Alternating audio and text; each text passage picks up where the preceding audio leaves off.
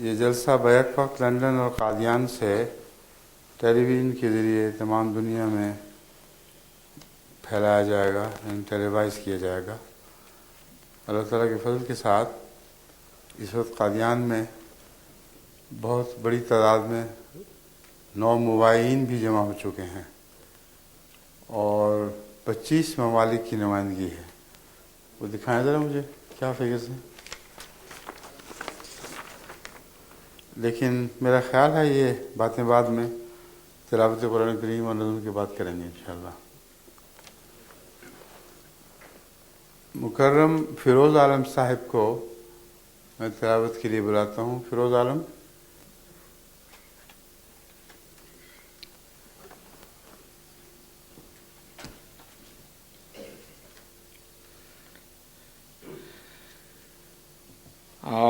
اعوذ باللہ من الشیطان الرجیم،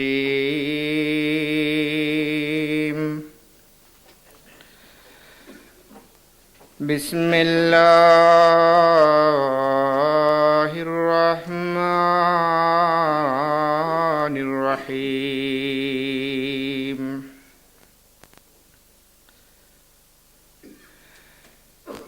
اعلموا انما الحیاة الدنیا لعب ولہو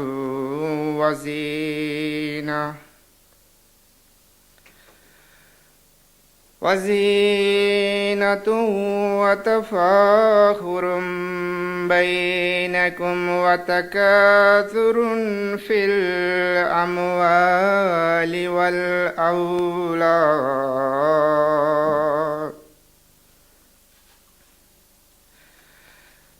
کمثل غیث اعجب الکفار نباته ثم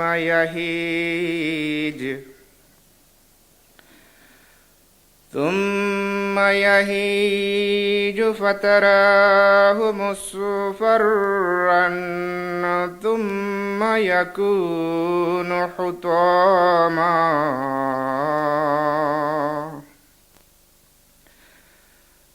وفي الآخرة عذاب شديد ومغفرة من الله ورضوان، وما الحياة الدنيا إلا متاع الغرور۔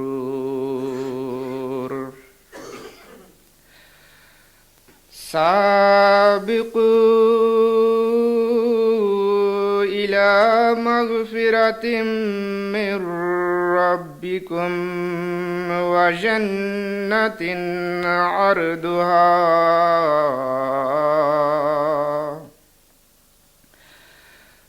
عرضها كعرض السماء والأرض، أعدت للذين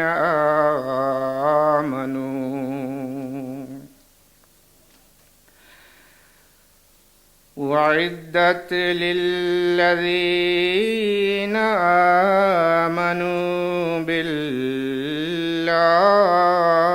ورسوله، ذلك فضل الله يؤتيه من يشاء،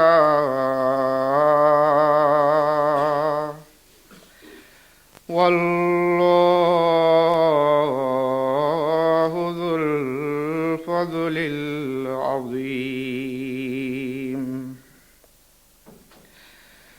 ما أصاب من مصيبة في الأرض ولا في أنفسكم ولا في أنفسكم إلا في كتاب من قبل أن نبرأها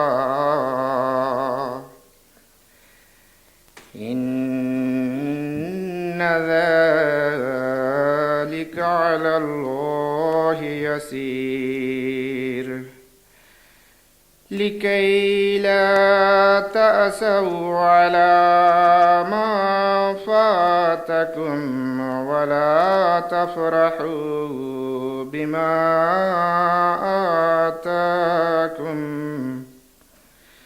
والله لا يحب كل مختال فخور۔ سورہ الحدید کی ان آیات کا اردو ترجمہ۔ اے لوگو، جان لو کہ دنیا کی زندگی محض ایک کھیل ہے اور دل بہلاوا ہے، اور زینت حاصل کرنے اور آپس میں فخر کرنے اور ایک دوسرے پر مال اور اولاد میں بڑائی جتانے کا ذریعہ ہے۔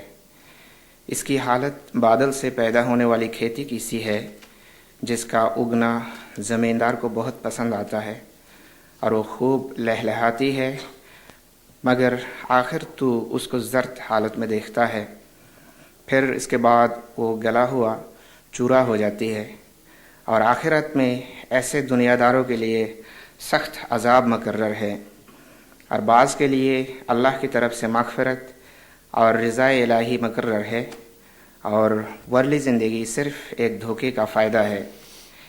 اے لوگو، تم اپنے رب کی طرف سے آنے والی مغفرت اور ایسی جنت کی طرف تیزی سے بڑھو جس کی قیمت تمام آسمان اور زمین کی قیمت کے برابر ہے، اور جو اللہ اور اس کے رسول پر ایمان لانے والوں کے لیے تجویز کی گئی ہے۔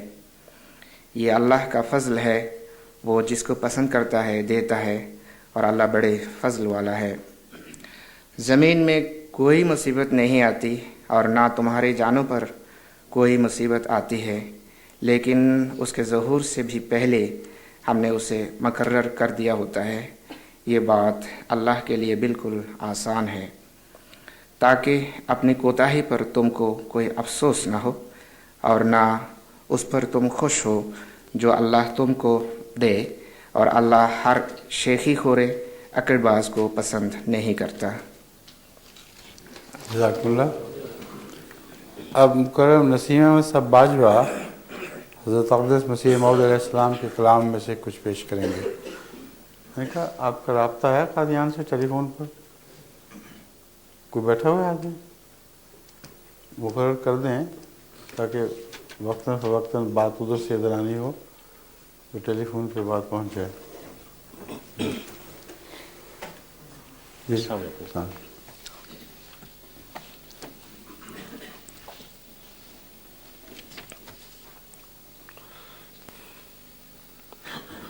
لوگو سنو کہ زندہ خدا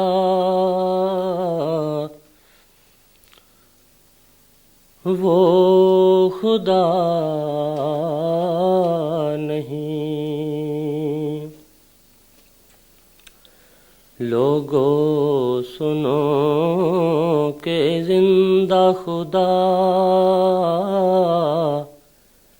وہ خدا نہیں، جس میں ہمیشہ عادت قدرت نما نہیں، جس میں ہمیشہ عادت قدرت نما نہیں۔ کیا زندگی کا ذوق اگر وہ نہیں ملا، کیا زندگی کا ذوق اگر وہ نہیں ملا لعنت ہے ایسے جینے پہ گر اس سے ہیں جدا لعنت ہے ایسے جینے پہ گر اس سے ہیں جدا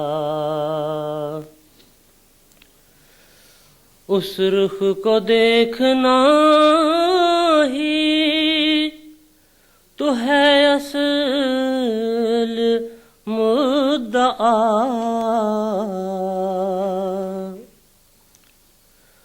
اس رخ کو دیکھنا ہی تو ہے اصل مدعا جنت بھی ہے یہی کہ مل یار آشنا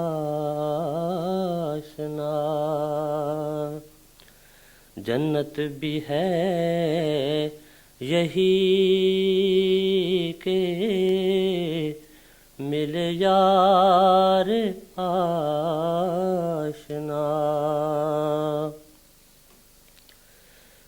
جو خاک میں ملے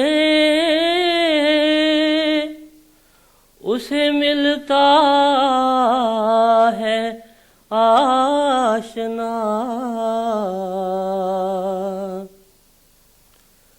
جو خاک میں ملے اسے ملتا ہے آشنا اے آزمانے والے یہ نسخہ بھی آزما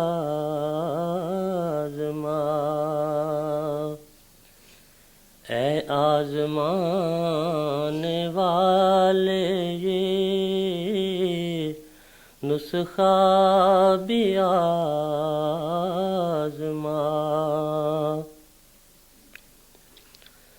دیکھو خدا نے ایک جہاں کو جھکا دیا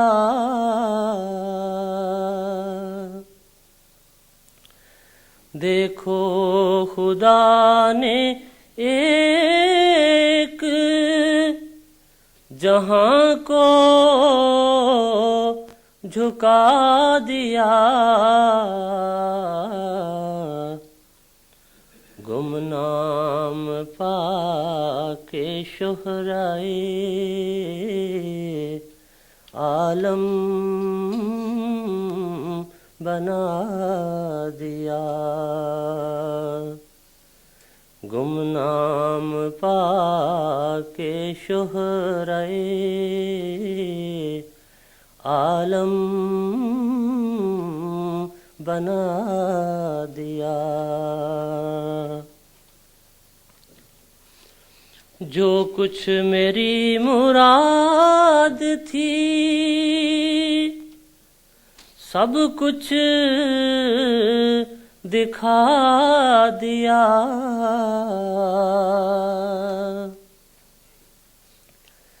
جو کچھ میری مراد تھی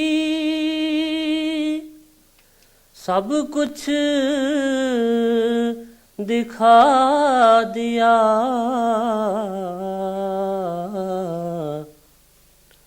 میں ایک غریب تھا مجھے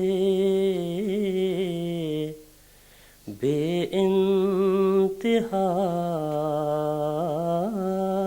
دیا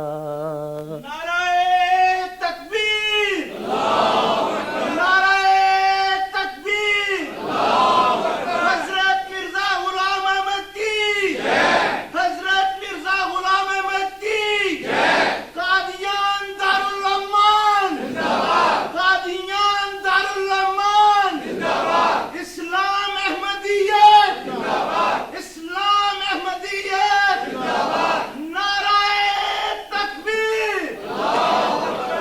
کچھ ایسا فضل حضرت رب الورا ہوا،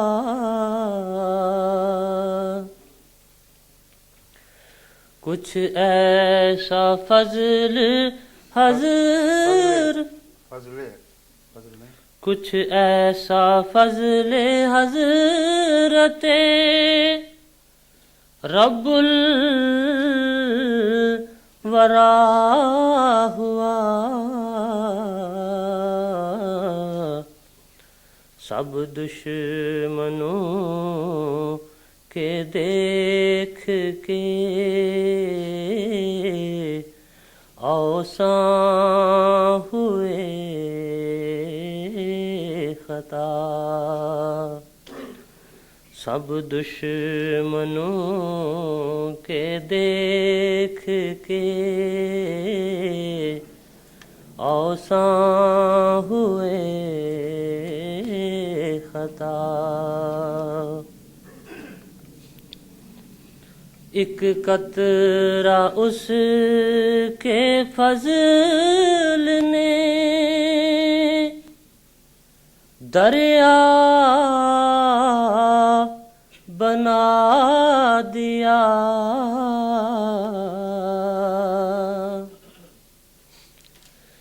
ایک قطرہ اس کے فضل نے دریا بنا دیا،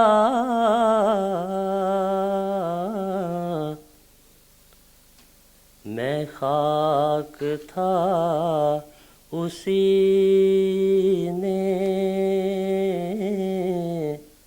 ثریا بنا دیا، میں خاک تھا اسی نے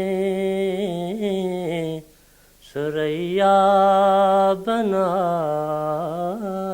دیا، میں تھا غریب و بے کس و گمنام بے ہنر،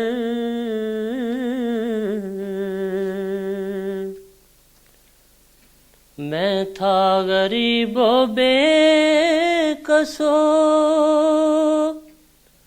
گمنام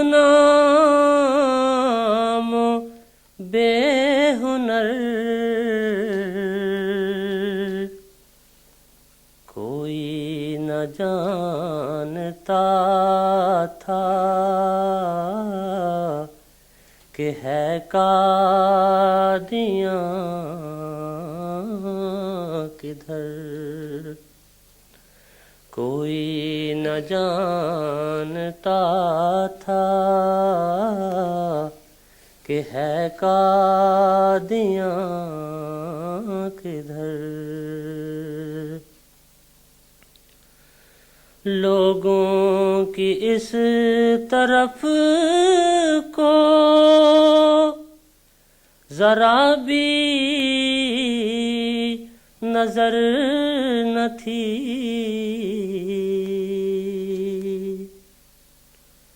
لوگوں کی اس طرف کو ذرا بھی نظر نہ تھی،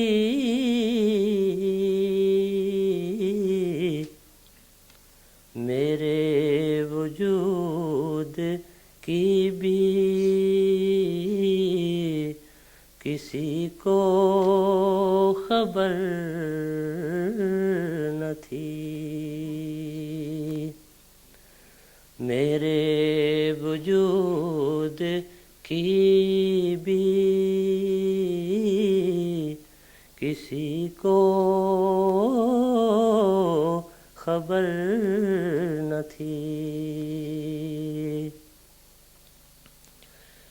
اب دیکھتے ہو کیسا رجوع جہاں ہوا،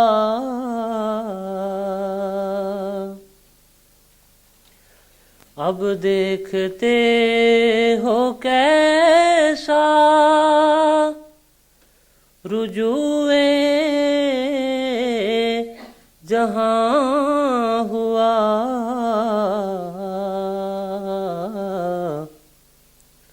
ایک مر جائے خواص یہی قادیاں ہوا۔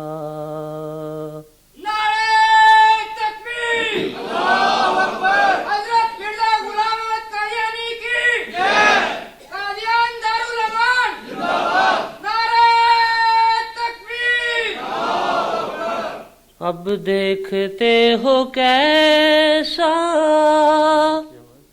رجوع جہاں ہوا،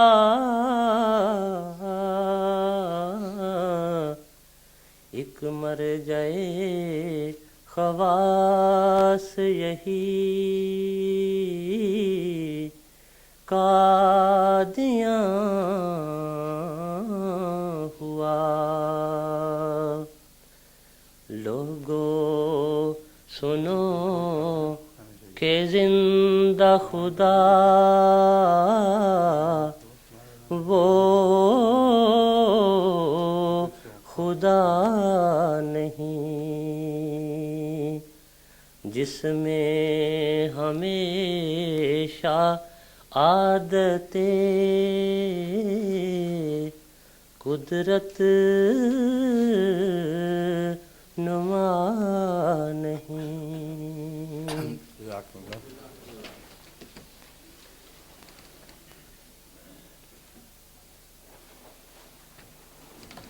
السلام علیکم ورحمۃ اللہ وبرکاتہ۔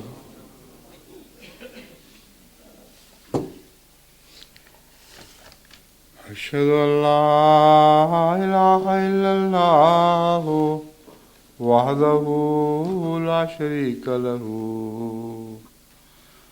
واشہد ان محمدا عبدہ ورسولہ۔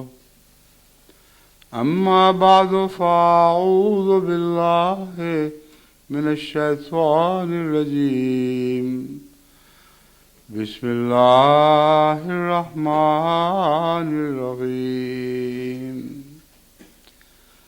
الحمد للہ رب العالمین، الرحمن الرحیم، مالک یوم الدین۔ ایاک نعبد وإياك نستعين،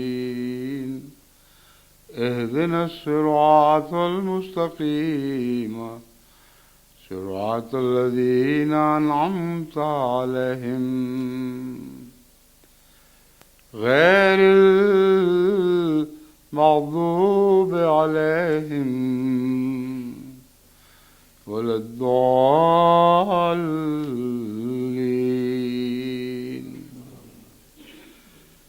محمد رسول اللہ والذین معه اشداء علی الکفار رحماء بینہم، تراہم رکعا سجدا یبتغون فضلا من اللہ ورضوانا، سیماہم فی وجوہہم من اثر السجود، ذالک مثلہم فی التوراۃ ومثلہم فی الانجیل كزرع أخرج شطه فآزره فاستغلظ فاستوى على سوقه يعجب الزراع ليغيظ بهم الكفار يوجب الضراء ليغيظ بهم الكفار وعد الله الذين آمنوا وعملوا الصالحات منهم مغفرة وأجرا عظيما. سورہ فتح آیت 30. آج کا میرا قادیان کے جلسے سے خطاب دراصل اسی آیت کے مضمون کے تابع ہی ہے.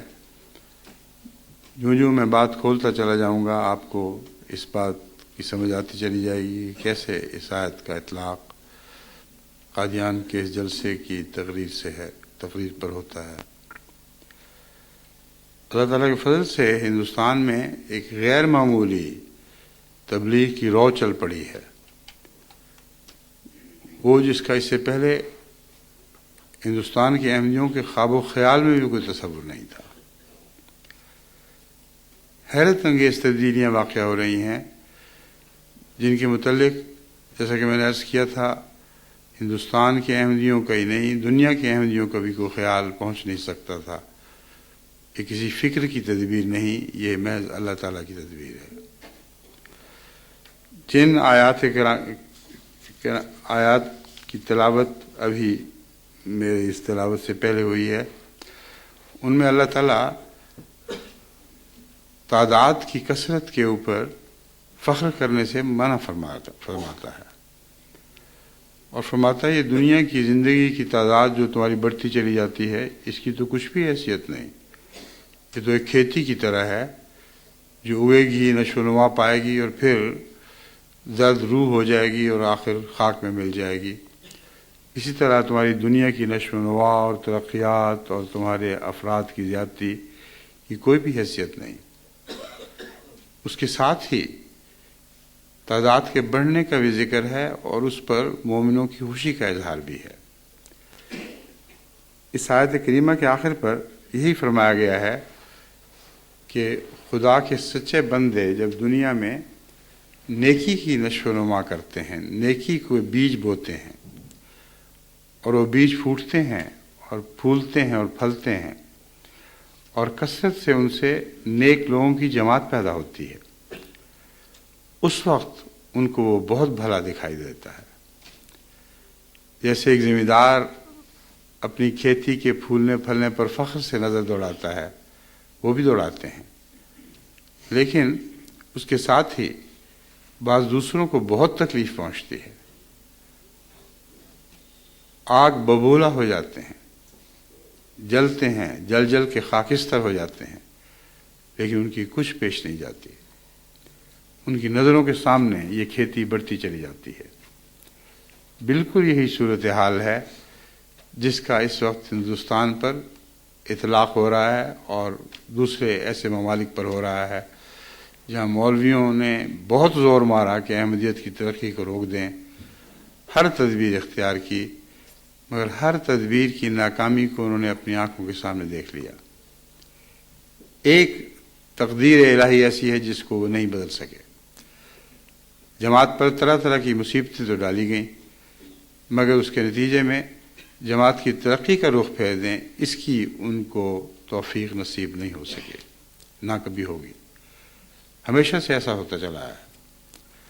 اگر وہ کوئی ایسی تدبیر کرتے ہیں جس سے جماعت کو تکلیف پہنچے، کوئی ایسی سازش کرتے ہیں جس کے نتیجے میں معلوم ہوتا ہے کہ بظاہر جماعت احمدیہ کو گہرا دائمی غضن پہنچ جائے گا، ہر وہ تدبیر ان پر الٹتی ہے اور اب تک یہی تقدیر ہے جو رونما ہو رہی ہے. کوئی ایسی تدبیر سوچیں، غور کریں اور دکھائیں مجھے جس کے نتیجے میں بظاہر دشمن کو کامیابی ہوئی ہو لیکن جماعت کی ترقی کا رخ مڑ گیا ہو. ہر تدبیر ان پر الٹی پڑی ہے، ہر کوشش نے ان کی ناکامی کو پہلے سے بڑھا دیا ہے. چند دن بغلیں بجائیں کہ ہم نے یہ کر لیا اور وہ کر لیا، مگر جو کیا اس پر پھر پچھتانے لگے اور ان کو احساس ہو گیا کہ جو کچھ بھی ہم نے کیا تھا اس کے نتیجے میں جماعت اور بھی بڑھ گئی ہے۔ اس لیے ایک تو یہ حقیقت ہے جسے صرف ہندوستان ہی کو نہیں، پاکستان کے احمدیوں کو بھی ہمیشہ پیش نظر رکھنا چاہیے۔ آگ تو جلاتے ہیں اور آگ بھڑک بھی اٹھتی ہے، مگر اس آگ بھڑکنے کا نتیجہ نہیں دیکھ سکتے، صرف اتنا دیکھتے ہیں کہ خود اس آگ میں جل جاتے ہیں اور خود ہی ان کی آنکھیں اس روشنی کے فیض سے محروم رہ جاتی ہیں جو آگ کے نتیجے میں پیدا ہوا کرتی ہے۔ بس ان کا مقدر یہ ہے جسے کوئی تبدیل نہیں کر سکتا۔ ہمارا مقدر وہ ہے جو قرآن نے بیان فرمایا ہے، ہم بڑھیں گے اور پھولیں گے اور پھلیں گے اور ان کی نظروں کے سامنے بڑھتے چلے جائیں گے۔ کوئی نہیں ہے جو اس تقدیر الہی کو الٹ سکے۔ یہی ہوگا، ہمیشہ یہی ہوتا رہا ہے اور انشاءاللہ آئندہ بھی ایسا ہی ہوگا۔ اس وقت قادیان میں جو دوست جمع ہوئے ہیں، اب تک کی آمدہ رپورٹ کے مطابق جو رجسٹریشن ہو چکی ہے اس میں قادیان کے اہالیان کی تعداد کو شامل کر لیا جائے تو 5,590 کی تعداد ہے جو اس وقت رجسٹر ہو چکی ہے۔ 25 بیرونی ممالک کے نمائندگان شریک ہو چکے ہیں۔ یہاں جیسے آج کل سردی کی لہر ہے اور باہر سخت سردی ہوائیں چل رہی ہیں اور بارش ہو رہی ہے، اسی وجہ سے لوگوں نے، یعنی لندن کے لوگوں نے اس وقت اپنے گھروں کی پناہ میں ٹیلی ویژن دیکھنے اور ٹیلی ویژن کے ذریعے جلسہ قادیان میں شرکت کا فیصلہ کر لیا ہے۔ اسی طرح ہر جگہ ہندوستان میں بھی اس وقت کوہر آلود ہے، مطلع کوہر آلود ہے۔ اس وقت یہاں 10:30 بجے صبح کے ہیں، صبح کے 10:30، اور ہندوستان کے 4 بجے ہیں شام کے، یعنی روشنی اس وقت جو دن کی روشنی ہے وہ ویسے ہی دھندلا چکی ہوگی، اوپر سے کوہر آلود ہے، لیکن بڑے ذوق و شوق سے لوگ ہمتاً ٹیلی ویژن پر نظریں گاڑے بیٹھے ہیں، اور وہاں سے ابھی اطلاع ملی ہے کہ تصویر بہت صاف آ رہی ہے اور آواز بھی خدا تعالیٰ کے فضل سے بہت صاف ہے۔ قادیان میں جن لوگ اب تک کی رپورٹ کے مطابق جیسا کہ بیان کیا تھا 25 ممالک کو شرکت کی توفیق ملی ہے۔ پاکستان کے علاوہ اور بہت سے ممالک سے، صوبوں سے کثرت کے ساتھ لوگ آئے ہیں۔ بنگال، آندھرا پردیش، کرناٹک، پنجاب، ہماچل پردیش، ان جگہوں سے نومبائن قافلہ در قافلہ شامل ہو رہے ہیں۔ اس سے پہلے کبھی ایسا نہیں ہوا سوائے اس کے کہ جس سال میں گیا ہوں کہ بیرون پاکستان، بیرون قادیان سے، ہندوستان کے اندر سے اس کثرت سے باہر کی جماعتوں کے احمدی آئے ہوں، جس کثرت سے اس وقت وہاں 9 مبائن شامل ہو رہے ہیں۔ جو رپورٹ رجسٹریشن کی ابھی تک ملی ہے اس کے مطابق 1600 سے زائد 9 مبائن اس وقت قادیان کے جلسے میں شرکت کر رہے ہیں اور بڑے جذبوں سے بھرپور ہیں، بہت ولولے لے کر آئے ہیں، اور جو ولولے لائے ہیں اس سے بہت زیادہ انشاءاللہ لے کر جائیں گے اور واپس جا کر اپنے اپنے علاقوں میں ایک روحانی انقلاب برپا کریں گے۔ بس ہمیں جو تعداد کا فخر ہے وہ اس تعداد کا فخر نہیں ہے جس نے سوکھے ہوئے گھاس یا سوکھی بوٹیوں کی طرح خاک میں منتشر ہو جانا ہوتا ہے۔ ہمیں اس تعداد پر فخر ہے جس پر اللہ کے پیار کی نگاہیں پڑتی ہیں، جو اس دنیا ہی کی نہیں بلکہ اس دنیا کی نشو و نما کا مظہر ہوتی ہے۔ وہ لوگ زمین میں بکھر جانے کی بجائے پھر زندہ کیے جاتے ہیں اور اپنے رب کی طرف رجوع کرتے ہیں۔ یہ وہ فخر ہے جس کے متعلق حضرت اقدس محمد رسول اللہ صلی اللہ علیہ وآلہ وسلم نے بار بار خواہش کا اظہار فرمایا اور کہا، میرا جی چاہتا ہے کہ میری امت سب دوسری امتوں سے بڑھ جائے اور میں تمام انسانوں میں سب سے زیادہ کثرت کے ساتھ انسانوں کا وہ رہنما ہوں۔ جب آپ نے اس خواہش کا اظہار فرمایا تو ہر کس و ناقص کے امام کی خواہش کا اظہار نہیں کیا، ہر کس و ناقص کے امام بننے کی خواہش کا اظہار نہیں فرمایا، بلکہ للمتقین امامہ کی دعا تھی جو آپ کے پیش نظر تھی، وجلی من لدنک سلطانا نصیرہ کی دعا تھی جو آپ کے ساتھ تھی۔ بس آپ متقیوں کے امام کے طور پر دنیا میں سب سے زیادہ امت کے نبی بننا چاہتے تھے، ایسی امت کے جو متقیوں سے بھری پڑی ہو، اور ایسی نصرت آسمانی چاہتے تھے اس خواہش کی کامیابی کے لیے جو آسمان سے نازل ہوتی ہے، من لدنک سلطان نصیرہ، جس میں اللہ کی جناب سے سلطان نصیر عطا ہوتے ہیں۔ بس یہ ہمارا فخر ہے، اور اس فخر میں کوئی دنیاوی آمیزش یا ملاوٹ نہیں ہے۔ اگر احمدی بڑھیں لیکن عملاً بے دین رہیں، اگر ان کے اندر کوئی روحانی تبدیلی پیدا نہ ہو، تو ہمیں ان کے جماعت میں داخل ہونے پر ہرگز کوئی فخر نہیں ہے۔ اس لیے جہاں تبلیغ کی کوششیں ہیں وہاں ساتھ ہی تربیت کی کوششیں بھی پہلے سے بہت بڑھ کر ہونی چاہیے۔ یہاں ایک لمبی فہرست ہے کہ کون کون سے ممالک، کون کون سے صوبے دنیا بھر کے اہم ممالک میں کی نمائندگی ہو چکی ہے، اور بھوٹان، سری لنکا، بنگلہ دیش، جرمنی، امریکہ، کینیڈا، سوڈان، ترکی وغیرہ وغیرہ سب کے نمائندے شامل ہیں۔ حضرت مسیح موعود علیہ السلام نے جو ہندوستان کے متعلق خوشخبریاں بیان فرمائی ہیں، معلوم ہوتا ہے اب یہ دور ہے کہ ان کے پورا ہونے کا وقت آیا ہے۔ آپ نے ہندوستان کے میں احمدیت کو بڑی کثرت سے پھولتے پھلتے دیکھا ہے۔ آپ کے علامات ظاہر کرتے ہیں کہ ہندوستان کی جماعت بہت ترقی کرے گی، مگر چند سال پہلے تک اس کا کوئی نشان نہیں ملتا تھا۔ جب بھی میں ہندوستان کی جماعتوں کے متعلق قادیان سے خبر لیتا تھا تو یہ کہا کرتے تھے کہ ملکی اخبار تو ہماری تعداد 3 لاکھ بتاتے ہیں، لیکن ہماری تعداد 70-75 ہزار سے زائد نہیں ہے۔ اور مجھے تعجب کے ساتھ دکھ ہوتا تھا کہ کس طرح بے حسی کے ساتھ یہ اطلاع بھیج رہے ہیں اور خاموش بیٹھے ہوئے ہیں۔ آسمان سے مددگار فرشتے تو اترتے ہیں، مگر انہی لوگوں پر اترا کرتے ہیں جو خود اٹھ کھڑے ہوں۔ ان اللہ لا یغیر ما بقوم حتی یغیروا ما بانفسہم۔ جب تک لوگ اپنے دلوں کی کیفیت نہ بدلیں، اللہ ان کی کیفیت بدلنے کا فیصلہ آسمان پر نہیں کیا کرتا۔ اس تقدیر کو بھلا بیٹھے تھے، چنانچہ جب بار بار کی توجہ دلائی گئی، محض توجہ دلانے کی وجہ سے نہیں بلکہ یوں معلوم ہوتا ہے کہ آسمان سے نصرت کا وقت آ پہنچا تھا۔ یہ سال ایسے سال ہیں جن میں غیر معمولی تبدیلی نے ہونا ہی تھا۔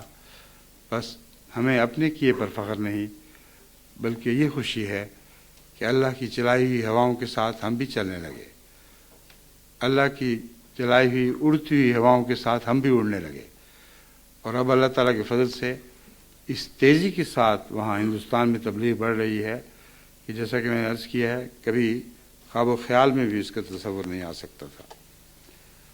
حضرت مسیح موعود علیہ السلام نے جو کچھ ان ترقیات کے متعلق بیان فرمایا اس میں سے چند اقتباس میں آپ کے سامنے رکھتا ہوں۔ فرماتے ہیں ووسع مکانک، اس پیشگوئی میں صاف فرما دیا کہ وہ دن آتا ہے کہ ملاقات کرنے والوں کا بہت ہجوم ہو جائے گا، یہاں تک کہ ہر ایک کا تجھ سے ملنا مشکل ہو جائے گا۔ اب یہ پیشگوئی اس زمانے میں بھی ضرور بڑی شان سے پوری ہوئی، اور ہم جانتے ہیں کہ کثرت سے قادیان میں لوگوں کا رجوع تھا، لیکن اب 100 سال کے بعد پھر اسی شان سے پوری ہو رہی ہے۔ اس سے پہلے میں اپنی ملاقات پر پابندی نہیں لگایا کرتا تھا، کیونکہ جو آتا تھا ہر ایک کو وقت ملتا تھا، لیکن یہ اس کثرت سے لوگوں کا رجحان ہوا ہے ملاقاتوں کی طرف کہ بالآخر میں نے ان سے عرض کر دیا کہ اب میرے لیے ہر ایک سے ملنا ممکن نہیں رہا. اگر ممکن ہے تو کوشش کر کے ضرورت مندوں اور نئے لوگوں سے مل سکتا ہوں، یا سال 2 سال کے بعد ملاقات دہرا سکتا ہوں، مگر پہلے جو روزمرہ آئے دن جب چاہتا تھا کسی کا دل وہ دروازہ کھٹکھٹاتا تھا اور ملاقات کا وقت مل جاتا تھا، اب یہ مشکل ہے. اس وقت یہ فیصلہ کرتے وقت میرے ذہن کے کسی گوشے میں بھی نہیں تھا کہ حضرت مسیح موعود علیہ السلام نے اپنی اس کتاب میں جو 1897 میں شائع ہوئی بین ہی یہی بات لکھی تھی. دیکھو کس طرح تقدیر الہی چلتی ہے اور دہرائی جاتی ہے. ایسے وقت میں اس شان سے پوری ہوتی ہے کہ آدمی اس کا وہم و گمان بھی نہیں کر سکتا. فرمایا یہاں تک کہ ہر ایک کا تجھ سے ملنا مشکل ہو جائے گا، بس تو نے اس وقت ملال ظاہر نہ کرنا. یہ بھی بہت عجیب بات ہے جس کا لوگوں کو احساس نہیں. جب ملاقات کا انکار کیا جاتا ہے تو انکار کرنے والے کے دل میں ملال پیدا ہوتا ہے اگر وہ اللہ کا سچا بندہ ہے. اور اللہ تعالیٰ نے مسیح علیہ السلام کے دل پر نظر رکھ کے یہ توجہ دلائی ہے کہ ملال نہ کرنا. کتنی عجیب بات ہے. اس زمانے میں بھی جب حضرت مسیح علیہ السلام یہ فرمایا کرتے ہوں گے کہ میں مجبور ہوں، کاموں کا ایک غیر معمولی بوجھ ہے، میں اس کثرت سے ملاقاتیں نہیں کر سکتا، تو آپ کے دل پر ایک ایسا ملال پیدا ہوتا تھا جس پر اللہ کی نظر تھی. اور الہام میں یا الہام کی تشریح میں اللہ تعالیٰ نے آپ پر یہ ظاہر فرما دیا کہ نہ ملنے پر ملال نہ کرنا یا ملال ظاہر نہ کرنا اور لوگوں کی ملاقات سے تھک نہ جانا. سبحان اللہ، یہ کس شان کی پیشگوئی ہے. یہ مسیح وسلم کے الفاظ ہیں اور آج سے 17 برس پہلے اس وقت بتلائی گئی ہے جب میری مجلس میں شاید 2-3 آدمی آتے ہوں گے اور وہ بھی کبھی کبھی. اس سے کیسا علم غیب خدا کا ثابت ہوتا ہے. یہ سراج منیر کتاب میں صفحہ 63 اور 64 پر عبارت درج ہے. 1897 ہی میں آپ نے ایک رویا دیکھا اور رویا ہی میں الہام ہوا. وسع مکانک یا تون من کل فج عمیق، یعنی اپنے مکان کو وسیع کر، لوگ دور دور کی زمین سے تیرے پاس آئیں گے. سو پشاور سے مدراس تک تو میں نے اس پیشگوئی کو پورے ہوتے دیکھ لیا ہے، مگر اس کے بعد دوبارہ پھر یہی الہام ہوا جس سے معلوم ہوتا ہے کہ اب وہ پیشگوئی پھر زیادہ قوت اور کثرت کے ساتھ پوری ہوگی. واللہ یفعل ما یشاء لا مانع لما اراد. اشتہار 17 فروری 1897. اب 100 سال کے بعد اس پیشگوئی کے دوبارہ ظہور کا وقت آیا ہے اور اللہ تعالیٰ نے دوبارہ 97 میں بتا کر یہ خبر دے دی تھی کہ 97 کے سال ہی میں یہ پیشگوئی پھر پوری ہونے والی ہے. اور فرمایا کہ میں نہیں جانتا کہ کس کثرت سے اور کس شان سے پوری ہوگی. اب جو جماعتیں بکثرت بڑھ رہی ہیں اور غیر معمولی طور پر ان کی تعداد زیادہ ہو رہی ہے اور ایک ہجوم عام و خاص ہے جو قادیان کی طرف بھی بڑھتا ہے اور ربوہ کی طرف بھی اور لندن میں میری موجودگی کی وجہ سے یہاں بھی آتا ہے. یہ سب حضرت مسیح موعود علیہ السلام کے علامات کے پورا ہونے کے دن ہیں. اللہ تعالیٰ کا خاص احسان اور فضل ہے ہماری نسل پر کہ ہم نے ان کو اپنی آنکھوں سے اپنے اوپر وارد ہوتے دیکھ لیا. پھر حضرت مسیح علیہ السلام فرماتے ہیں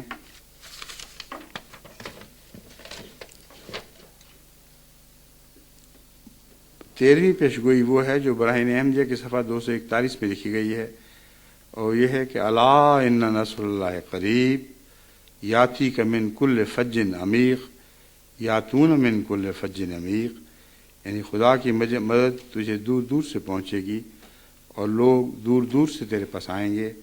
چنانچہ ایسا ہی ہوا اور ہمارے مخالف بھی مانتے ہیں کہ ہندوستان کے کناروں تک ہمارے سلسلے کے مددگار موجود ہیں اور پشاور سے لے کر بمبئی مدراس اور کلکتہ تک لوگ دور دور کا سفر اٹھا کر قادیان میں پہنچتے ہیں، اور یہ پیشگوئی 17 سال کی ہے، اور اس وقت لکھی گئی تھی کہ جب اس رجوع خلائق کا نام و نشان تک نہ تھا، جب اس رجوع خلائق کا نام و نشان نہ تھا۔ اب سوچنا چاہیے کہ کیا یہ انسان کا فعل ہے؟ کیا انسان اس بات پر قادر ہے کہ ایسی پوشیدہ اور نہا در نہا باتیں کہ ایک عمر کے بعد ظاہر ہونے والی تھی پہلے سے بتلا دے؟ بس دشمن جو چاہے جتنا چاہے غوغا کرے، دشمن کی کوئی بات بھی پوری ہونے والی نہیں۔ اللہ کی وہ سب باتیں پوری ہونے والی ہیں جو حضرت مسیح موعود علیہ السلام کو 100 سال پہلے بتائی گئی تھیں، اور اللہ کی وہ سب باتیں آج ہماری آنکھوں کے سامنے پوری ہو رہی ہیں۔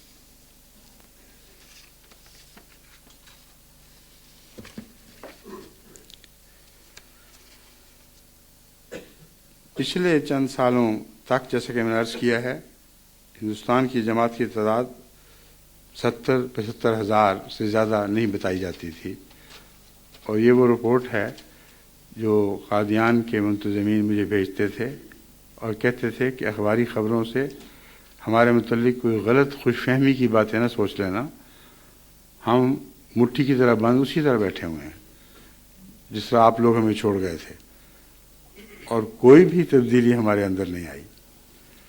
اور یہ لکھتے ہوئے وہ سمجھتے تھے کہ بہت ہی مجھے اہم تلقین و نصائح کر رہے ہیں کہ آپ بعض دفعہ غلطی سے کہہ دیتے ہیں بڑی ترقی ہو رہی ہے، ترقی ورقی کچھ نہیں ہو رہی، ہم اسی طرح بند مٹھیاں ہیں۔ لیکن جب خدا نے ان مٹھیوں کو کھولنے کا فیصلہ کیا تو بھینچے ہوئے ہاتھ بھی کھل گئے، گردن سے لگے ہوئے بازو بھی لمبے ہو گئے، اور اتنی دور تک ان کی رسائی ہوئی کہ ان کے وہم و گمان میں بھی یہ بات نہیں تھی۔ ہندوستان میں جو گزشتہ 3 سالوں کے اندر جماعت پھیلی ہے، جو ابھی پھیل رہی ہے، اور آج کے اس سال کے بہت سارے نومبائن اس میں داخل نہیں ہیں، ان کی تعداد 5.25 لاکھ ہو چکی ہے۔ اب سوچیں کہاں 75,000 کی رٹ جو ختم ہونے میں نہیں آیا کرتی تھی، کہاں 5.25 لاکھ سے آگے بڑھ چکی ہے۔ اور ایسے صوبے ہیں جہاں نام کا احمدی ملتا تھا، اور اسی سال وہاں 50,000 سے زائد بیعتیں ہو چکی ہیں، جن کے متعلق آدمی سوچ بھی نہیں سکتا تھا۔ اور اس کے نتیجے میں جلن تو نہیں مگر ایک رشک سا پیدا ایسا ہوا کہ مرکزی نمائندگان اور ناظران نے مجھے لکھا کہ معلوم ہوتا ہے ان باتوں میں مبالغہ ہے، اس لیے تحقیق ہونی چاہیے۔ مبالغہ تو نہیں تھا مگر کچھ کمی تھی۔ جب میں نے تحقیق کروائی تو بہت محنت کے ساتھ، بہت احتیاط کے ساتھ تحقیق کی گئی تو معلوم ہوا کہ جتنا پہلے خیال تھا کہ اتنے ہیں اس سے زیادہ نکلے۔ اور اس علاقے کے امیر صاحب نے مجھے اطلاع دی کہ یہ وہ تحقیق ہے جس میں میں خود گاؤں گاؤں پھرا ہوں، لوگوں سے مل کر ان سے پوچھا ہے، ان علاقوں میں گیا ہوں جہاں شدید مخالفتیں ہوئی ہیں، اور تمام 9 مبائن پوری طرح ثابت قدمی کے ساتھ جماعت احمدیہ میں شامل ہیں، ایک بھی ایسا نہیں جس نے مخالفت پر انکار کیا ہوا ہو، اور اللہ کے فضل سے وہ آگے بڑھ رہے ہیں۔ وہ کہتے ہیں کہ مخالفت بھی ایسی ہو رہی ہے کہ بعض جگہ شدید حملے کیے جا رہے ہیں، خونریزیوں کے دعوے کیے جا رہے ہیں۔ اس لیے میں یقین سے آپ کو بتاتا ہوں، خدا واحد و یگانہ کی قسم کھا کر کہتا ہوں کہ ہماری رپورٹوں میں ایک ذرہ بھی مبالغہ نہیں، لیکن بڑھتی ہوئی احمدیت کے نتیجے میں جو غیظ و غضب پیدا ہو رہا ہے، اس کے نتیجے میں جماعتوں کے لیے خطرات پیدا ہوئے ہیں۔ یہ دعا کریں کہ اگر شہادت کی ضرورت ہو تو میں پہلا شہید ہوں، میں ہرگز باز نہیں آؤں گا پھرنے سے، نہ میرے ساتھی اس سے خوف کریں گے۔ اور جہاں ہم گئے ہیں وہ نومبائن کہتے ہیں کہ ہمارا خوف دل سے مٹا دیں، ہم نے وہ نعمت پالی ہے جس کو اب دنیا کی کوئی طاقت ہم سے چھین نہیں سکتی۔ یہ وہ ضلع ہیں یا وہ علاقے ہیں جن کے متعلق شروع پارٹیشن سے لے کر اب تک چند گنتی کے آدمیوں کی خبر آیا کرتی تھی۔ جب وہاں ایک علاقے میں مسجد بنانے کا سوال پیدا ہوا تو قادیان نے کے منتظمین نے یہ کہہ کر مخالفت کی کہ وہاں تو 2-4 احمدی ہیں، اتنی بڑی مسجد وہاں کیوں بنا رہے ہیں؟ تحقیق پر پتہ چلا کہ 10-12 ہزار احمدی ہو چکے ہیں اور ان کو کانوں کان خبر نہیں ہوئی، اور وہ سارے ثابت قدم تھے۔ بس حالات بہت تیزی سے بدل رہے ہیں، اور میں امید رکھتا ہوں کہ انشاءاللہ تعالی قادیان میں یہ جو رو چل پڑی ہے اب یہ رکے گی نہیں۔ اگرچہ اس کو روکنے کی بہت کوششیں کی گئی ہیں اور آئندہ کی جائیں گی۔ جس طرح اس وقت قادیان میں دنیا میں جگہ جگہ سے احمدی پہنچ رہے ہیں اور حضرت مسیح موعود علیہ السلام کے علامات کو پورا کر رہے ہیں، اس کے مقابل پر غیروں نے بھی ہندوستان کی طرف ہجوم کر دیا ہے۔ وہ علماء جن کو یہاں آ کر بڑے مارا کرتے تھے کہ ہم یہاں آ گئے ہیں ہندوستان سے، اب احمدیت کا نفوذ انگلستان میں بھی ختم کر دیں گے اور باہر کی دنیا میں بھی ختم کر دیں گے، ان کے گھر کی یہ حالت ہوئی کہ ہزاروں سے لاکھوں سے کئی لاکھ اور احمدی ہونے لگے، اور وہ گھبرا کر بے چین ہو کر واپس بھاگے ہیں، اور بجائے انگلستان کی طرف رجوع کرنے کے اب تمام دنیا میں اپیلیں کر رہے ہیں، دعائیاں دے رہے ہیں کہ آؤ اور ہمیں بچاؤ۔ چنانچہ جو گزشتہ عرصے میں ان کے جلسے ہو چکے ہیں ان میں دنیا کے بڑے بڑے ممالک کے رہنما شامل ہوئے ہیں، سعودی عرب کے نمائندے ہیں، مصر کے نمائندے ہیں، پاکستان کے، بنگلہ دیش کے، انڈونیشیا کے، ملائیشیا کے، دنیا کے بہت بڑے بڑے ممالک کے نمائندے ان میں شامل ہوئے، اور یہ فیصلہ کیا کہ ہندوستان کو کچھ ہو گیا ہے، کثرت سے احمدیت پھیل رہی ہے، اور اس فیصلے میں ان کے مانگنے کے ہاتھ بھی آگے بڑھے کہ کچھ پیسے بھی دو تاکہ ہم پیسے کے زور سے ان کا مقابلہ کریں۔ پیسے بھی ان کی جھولی میں ڈالے گئے، لیکن کوئی تدبیر کارگر نہیں ہوئی، الٹی پڑ گئیں سب تدبیریں، کچھ نہ دوا نے کام کیا۔ دیکھا اس بیماری دل نے آخر کام تمام کیا۔ ان کے سینوں میں جو بدبختی کی بیماری لگی ہوئی تھی وہ ان کا کام تمام کر رہی ہے، اور کچھ بھی پیش نہیں جا رہی، جماعت کی ترقی کی راہ میں وہ روک نہیں ڈال سکے۔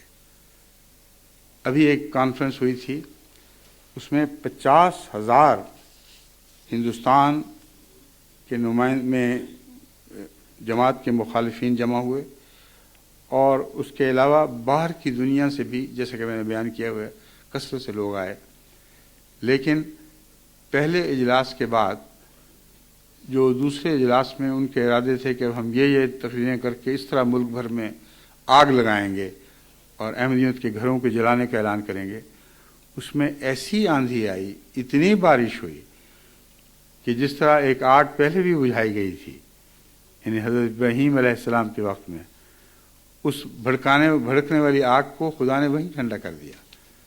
اس طرح لوگ سرپٹ بھاگے ہیں جلسہ چھوڑ کے کہ جلسے میں کچھ بھی ان لوگوں کا نام و نشان باقی نہ رہا۔ بس تقدیر الہی جب ہمارے ساتھ ہو اور ان کی اپنی شیطانی تدبیریں ان کے ساتھ ہوں تو وہ تقدیر الہی کا مقابلہ کیسے کر سکتی ہیں؟ مزقہم کل ممزق، ان کی ہماری دعائیں آپ ہندوستان میں آج پورا ہوتے دیکھ رہے ہیں اور آئندہ بھی پورا ہوتے دیکھیں گے۔ حضرت مسیح موعود علیہ السلام فرماتے ہیں، اگر تم اس قدر خدمت بجا لاؤ کہ اپنی غیر منقولہ جائیدادوں کو اس راہ میں بیچ دو، پھر بھی ادب سے دور ہوگا کہ تم خیال کرو کہ ہم نے کوئی خدمت کی ہے۔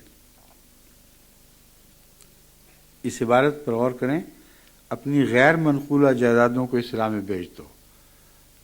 حضرت مسیح موعود علیہ السلام یہ نہیں فرما رہا ہے کہ اپنی جائیدادیں جن پر تمہارا انحصار ہے ان کو ختم کر دو، فرمایا وہ جائیدادیں جو غیر منقولہ ہیں ان ہاں الٹ بات ہے، منقولہ جائیدادیں نہیں، غیر منقولہ جائیدادیں بھی بیچ دو، یعنی اپنے رزق کے ذریعے اپنے ہاتھوں سے ختم کر ڈالو۔ جن جائیدادوں کے نتیجے میں منقولہ جائیداد بنائی جاتی ہے ان کے متعلق فرما رہے ہیں غیر منقولہ جائیدادوں کو بھی اس راہ میں بیچ دو، پھر بھی ادب سے دور ہوگا کہ تم خیال کرو کہ ہم نے کوئی خدمت کی ہے۔ تمہیں معلوم نہیں کہ اس وقت رحمت الہی اس دین کی تائید میں جوش میں ہے اور اس کے فرشتے دلوں پر نازل ہو رہے ہیں، اور ہر ایک عقل اور فہم کی بات جو تمہارے دل میں ہے وہ تمہاری طرف سے نہیں بلکہ خدا کی طرف سے ہے۔ ہر ایک عقل اور فہم کی بات جو تمہارے دل میں ہے وہ تمہاری طرف سے نہیں بلکہ خدا کی طرف سے ہے۔ آسمان سے عجیب سلسلہ انوار جاری اور نازل ہو رہا ہے۔ بس میں بار بار کہتا ہوں کہ خدمت میں جان توڑ کر کوشش کرو، مگر دل میں مت لاؤ کہ ہم نے کچھ کیا ہے۔ اگر تم ایسا کرو گے تو ہلاک ہو جاؤ گے، یعنی جو کچھ کیا ہے اسے اپنی طرف منسوب کرو گے تو ہلاک ہو جاؤ گے۔ یہ تمام خیالات ادب سے دور ہیں، اور جس قدر بے ادب جلد تر ہلاک ہو جاتا ہے ایسا جلد کوئی اور ہلاک نہیں ہوتا۔ بس ان محنتوں اور کوششوں کو دلوں میں جو عجیب و غریب خیال اترتے ہیں جن کے نتیجے میں اللہ تعالیٰ حیرت انگیز اسکیمیں دنیا میں جاری فرماتا ہے، حضرت مسیح موعود علیہ السلام نے اس وقت متنبع فرما دیا تھا کہ اس کو اپنی طرف منسوب نہ کرنا، یقین کرنا کہ یہ اللہ کی طرف سے نازل ہونے والے خیالات ہیں اور اسی کی تقدیر کے نتیجے میں نازل ہو رہے ہیں جس نے تمہارا دنیا میں پھیلنا مقدر کر رکھا ہے۔ جب وہ دن آتے ہیں تو ضرور آسمان سے اس تقدیر الہی کی تائید میں خیالات نازل ہوتے ہیں جو بندے کے اپنے دل و دماغ کی باتیں نہیں ہوتی۔ اب بڑھتی ہوئی جماعت کے متعلق حضرت مسیح علیہ السلام کا ایک اور اقتباس آپ کے سامنے رکھ رہا ہوں۔ اگر کوئی شخص ہماری جماعت سے نفرت کرتا ہے تو کرے، لیکن اسے کم از کم غیرت اسلام کے تقاضا سے اور اسلام کی موجودہ حالت کے لحاظ سے یہ بھی تو ضرور ہے کہ وہ کسی ایسی جماعت کو تلاش کرے اور اس کا پتہ دے جو حجج اور براہین اور خدا تعالیٰ کی تیتا نشانات اور روشن آیات سے کسر صلیب کر رہی ہو۔ جتنی دنیا میں مسلمان جماعتوں کے نام پر کارروائی ہو رہی ہے وہ کسر صلیب نہیں ہو رہی، ایک جگہ بھی وہ کسر صلیب نہیں کر رہے، ساری دنیا میں نہ کر سکتے ہیں کیونکہ صلیب کے تو مددگار ہیں، ان کے اپنے عقائد نے مسیح کو آسمان پر چڑھا رکھا ہے، کیسے ممکن ہے کہ وہ کسر صلیب کریں؟ اس لیے حضرت مسیح علیہ السلام ایک ایسی نشانی بتاتے ہیں جس میں جماعت احمدیہ یکتا ہے اور کوئی دنیا کی جماعت اس میں شامل نہیں ہو سکتی۔ فرماتے ہیں وہ ایسی جماعت کو تلاش کرے، اس کا پتہ دے جو حجج اور براہین اور خدا تعالیٰ کے تازہ نشانات و روشن آیات سے کسر صلیب کر رہی ہو۔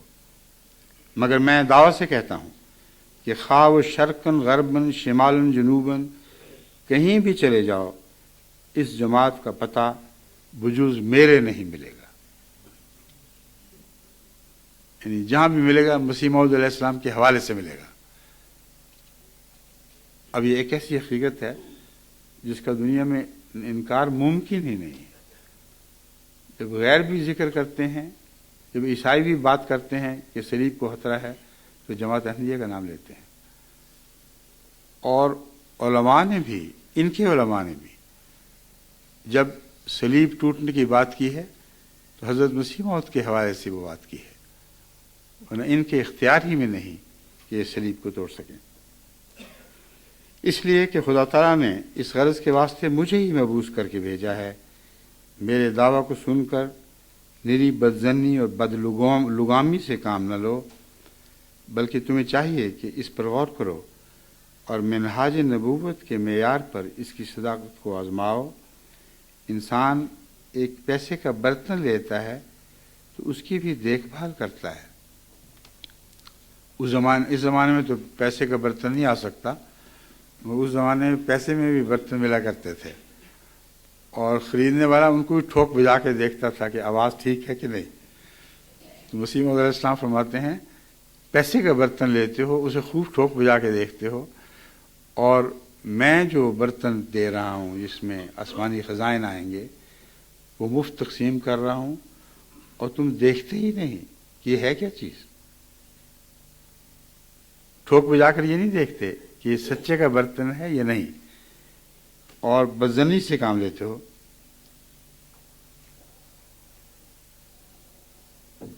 جو طریق میں نے پیش کیا ہے اس طرح پر میرے دعویٰ کو آزماؤ، اور پھر اگر اس طریق سے بھی تم مجھے کاذب پاؤ تو بے شک افسوس کے ساتھ چھوڑ دو، لیکن میں تمہیں دعوت سے کہتا ہوں کہ میں مفتری نہیں ہوں، بلکہ وہی ہوں جس کا وعدہ نبیوں کی زبانی ہوتا چلا آیا ہے، جس کو آن حضرت صلی اللہ علیہ وآلہ وسلم نے سلام کہا ہے، وہی مسیح موعود ہوں۔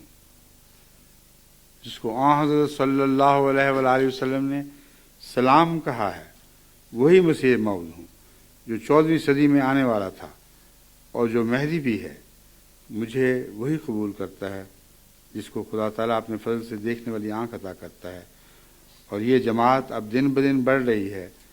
خدا تعالیٰ چاہتا ہے کہ یہ بڑھے، بس یہ بڑھے گی اور ضرور بڑھے گی۔ یہ اعلان عام ہے جس کو یہ تبدیل نہیں کر سکتے۔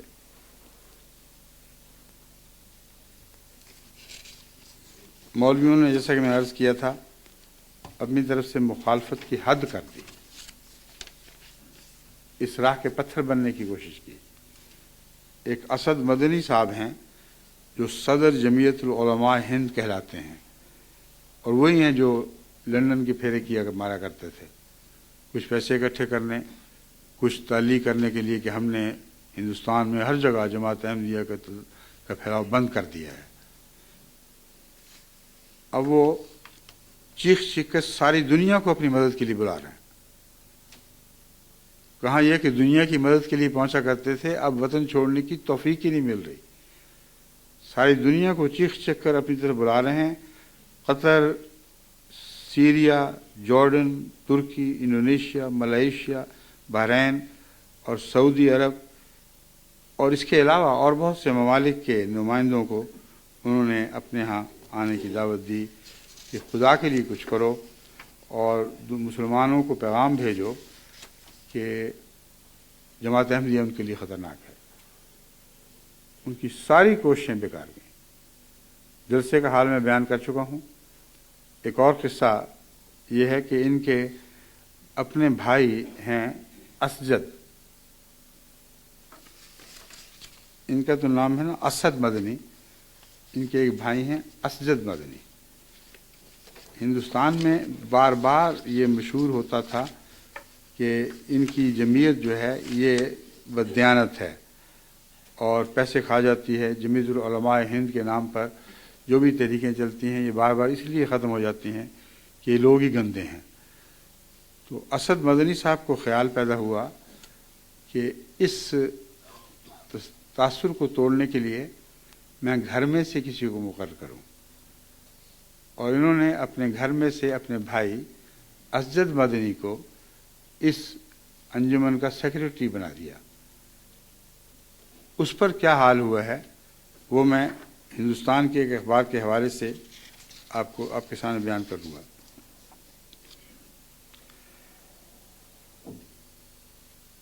ہندو، وہاں کے ہندو جو یہ مطالبے سنتے ہیں وہ حیرت سے ان کا منہ دیکھتے ہیں کہ ان پاگلوں کو ہو کیا گیا ہے۔ ایک صاحب ممتاز جرنلسٹ دھرم پال گپت شلب یا جو کچھ نام ہے، جرنلسٹ دھرم پال گپتا یا گپت موجود ہیں ہندوستان، اس وقت زندہ ہیں۔ ان کا ایک مضمون شائع ہوا ہے امر اجالا اخبار میں، یعنی وہ اجالا جو ہمیشہ رہتا ہے اس کی اشاعت 16/7/97 میں وہ لکھتے ہیں کہ اسد مدنی وغیرہ کی طرف سے احمدیوں کے خلاف مطالبے بھارت جیسے سیکولر دیش میں عجیب لگتے ہیں، خاص طور پر مولانا اسد مدنی اور مولانا حفیظ الرحمان وغیرہ جو کانگریس کے ساتھی تھے اور جناح کے مخالف تھے، آج پاکستان آواز کو بھارت میں اٹھا رہے ہیں۔ یہ بہت عجیب بات ہے، ایک طرف آزاد بھارت کے حامی اور جناح کے سخت مخالف، اور اب پاکستان کی آواز کو ہمارے ملک میں بلند کر رہے ہیں۔ مدراس اور بنگلور سے شائع ہونے والے ایک کثیر الاشاعت اخبار دی ہندو، یہ ہندوؤں کا نمائندہ بھی ہے اور ہندوستان کا بھی نمائندہ ہے، بہت بڑا اخبار ہے جو مدراس سے شائع ہوتا ہے اور بنگلور سے بھی۔ اس میں ایک مقالہ نگار لکھتا ہے، مسلمان رہنما چاہے وہ غیر مذہبی ہوں یا مذہبی، ہمیشہ اپنی قوم کے لیے شرمندگی اور مشکلات کا باعث بنتے ہیں۔ عجیب پاگل قوم ہے، کتنے مذہبی بھی ہوں یا غیر مذہبی ہوں، ان یہ پیشہ اختیار کر رکھا ہے کہ اپنی قوم کے لیے ضرور شرمندگی کا موجب بنیں گے۔ مسلم رہنماؤں کی اس طرح حماقت کی ایک حالیہ مثال یہ ہے، مسلم رہنماؤں کی ایک اسی طرح کی حماقت کی حالیہ مثال یہ ہے کہ جبکہ ابھی قوم نے شاہ بانوں اور اجودیہ کے معاملے میں فرقہ وارانہ حرکتوں کے انجام سے بمشکل چھٹکارا حاصل کیا، اجودیہ میں ان پر جو گزری اس کو بھول گئے، ابھی بمشکل اس سے چھٹکارا، حالانکہ چھٹکارا نہیں ملا ابھی، مگر لکھنے والا لکھتا ہے کہ بمشکل چھٹکارا حاصل کیا۔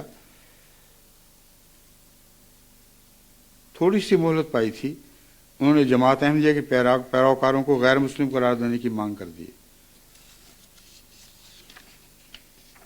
آگے جا کر لکھتے ہیں کہ احمدیوں کو غیر مسلم قرار دینے کی مانگ ریاست ہندوستان کی امتیازی خصوصیت اور فطرت اور اس کے دستور اساسی اور اس کے علم سے کلی محرومیت کو ظاہر کرتی ہے۔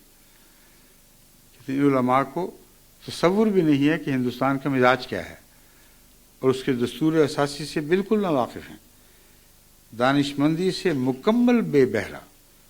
مولانا مدنی ریاست سے بالکل ٹھیک وہی کردار ادا کروانا چاہتے ہیں اور اس سے بھی بدتر، اور صدمہ خیز بات یہ ہے کہ انہیں اس چیز کی آگاہی بھی نہیں کہ خود مسلمانوں پر اس کا نتیجہ کیا ہوگا۔ اگر انہوں نے احمدیوں کو غیر مسلم قرار دینے کی مہم میں کامیابی حاصل بھی کر لی، مراد ہے ہو ہی نہیں سکتی کامیابی، اگر کر بھی لی تو اس کا نتیجہ کیا ہوگا ان کو اتنی بھی عقل نہیں ہے۔ وہ مسلمانوں کو ہندو قرار دے کر، مسلمانوں کو یعنی احمدیوں کو ہندو قرار دے کر اس طرح ملکی قانون کے لحاظ سے یہ نعرہ کہ فخر سے کہو کہ ہم سب ہندو ہیں پورا کر سکیں گے۔ سارے ہندوستان سے اس صورت میں فخریہ نعرہ بلند ہوگا کہ ہاں ہم سب ہندو ہیں، اور ان کی آپس کی لڑائیاں اور آپس کے فتووں کو بھی اگر شامل کر لو تو سارے کے سارے ہندو بن جائیں گے، ایک بھی مسلمان وہاں دیکھنے کو نہیں ملے گا، باہر کا سفر کرنا پڑے گا ہندوستان مسلمان کو دیکھنے کے لیے۔ اور یہ جو ایک دوسرے کے خلاف فتوے ہیں، یہ اسی وقت جبکہ انہوں نے اجتماعیت کا اعلان کیا، بڑے بڑے جلسے کیے اور کہا کہ ہم احمدیت کے خلاف اکٹھے ہوتے ہیں، اسی دور میں اس کوشش کی ناکامی کو خود اپنی آنکھوں سے دیکھ چکے ہیں۔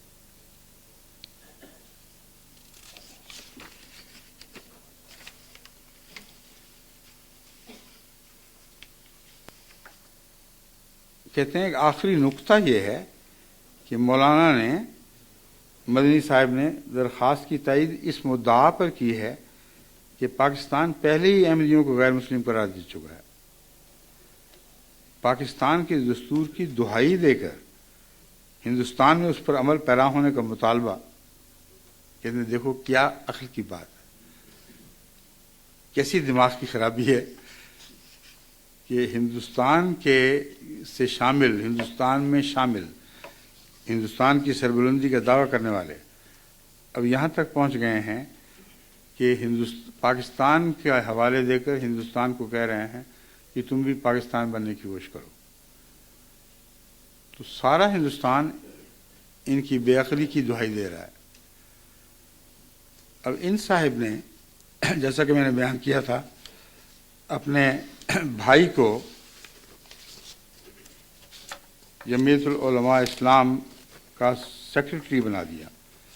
ان کا نام اسجد مدنی ہے، اور بنایا اس غرض سے، جیسا کہ اخبار میں لکھا ہوا ہے، کسی ہندو ہی کی تحریر ہے، وہ کہتے ہیں اس غرض سے انہوں نے بنایا تھا کہ کسی طریقے پر سارے ہندوستان میں ہماری ایکا کی دھاک بیٹھ جائے کہ ہم ایک ہیں اور ہمارے درمیان کوئی پھوٹ نہیں ہے، گھر کی باتیں گھر ہی میں رہیں گی۔ اور اس کے ساتھ ہی محمود مدنی اپنے بیٹے کو ان پر نافذ کرنے کے لیے اسی دفتر میں ان پر مقرر کر دیا، یعنی اپنے بھائی کو سیکرٹری تو بنایا لیکن اعتماد نہیں تھا، اور اپنے بیٹے محمود کو ان پر لگا دیا۔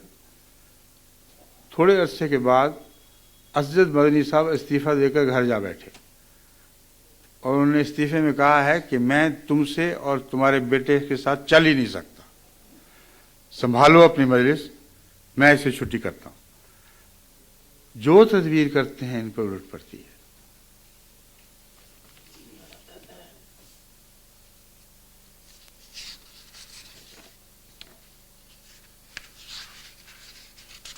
اب سنیے ان کا ایک جلسہ جس کو خدا نے کس طرح بکھیر کر تتر بتر کر دیا، اور جماعت احمدیہ کو خدا تعالیٰ نے توفیق عطا فرمائی کہ اس کے مقابل پر بہت کامیابی سے جلسے کر سکیں۔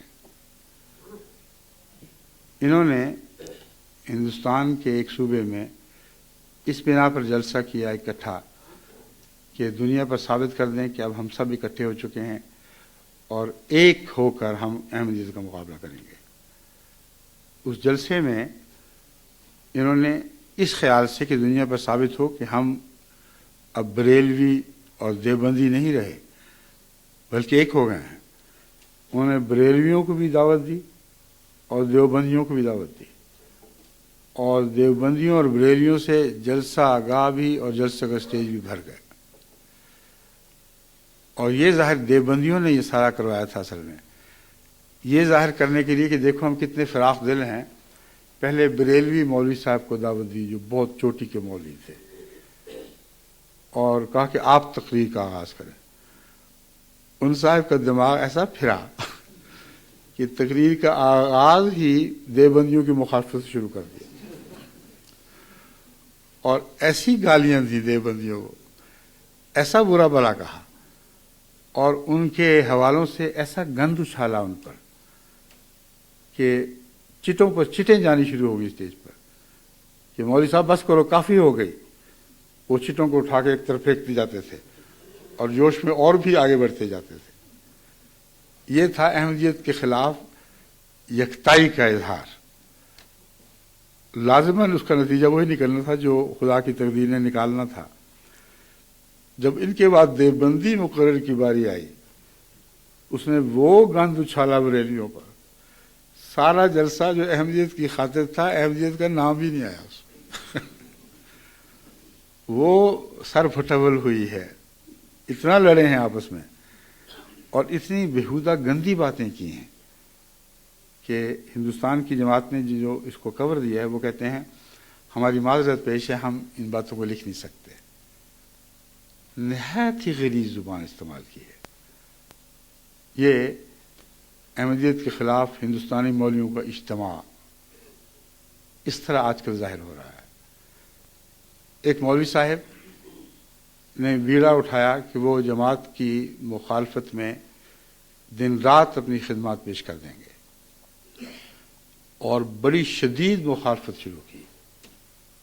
ان کے متعلق جہاں تک مجھے یاد ہے وہ پہلے ابتدا میں مسلمان تھے، پھر ہندو ہو گئے تھے، غالباً پھر مسلمان بنے ہیں، مگر ایک اور مولوی ہوگا یا یہ ہوگا، اس وقت اس کی بحث نہیں۔ جس مولوی کی میں بات کر رہا ہوں انہوں نے بہت شدید مخالفت کی، اور اعلان کر دیا کہ اب میرے ہوتے ہوئے اب یہاں جماعت نہیں پھیل سکتی، ناممکن ہے۔ ان پر کیا بیپتا ٹوٹی کہ ایک دن انہوں نے خودکشی کر لی،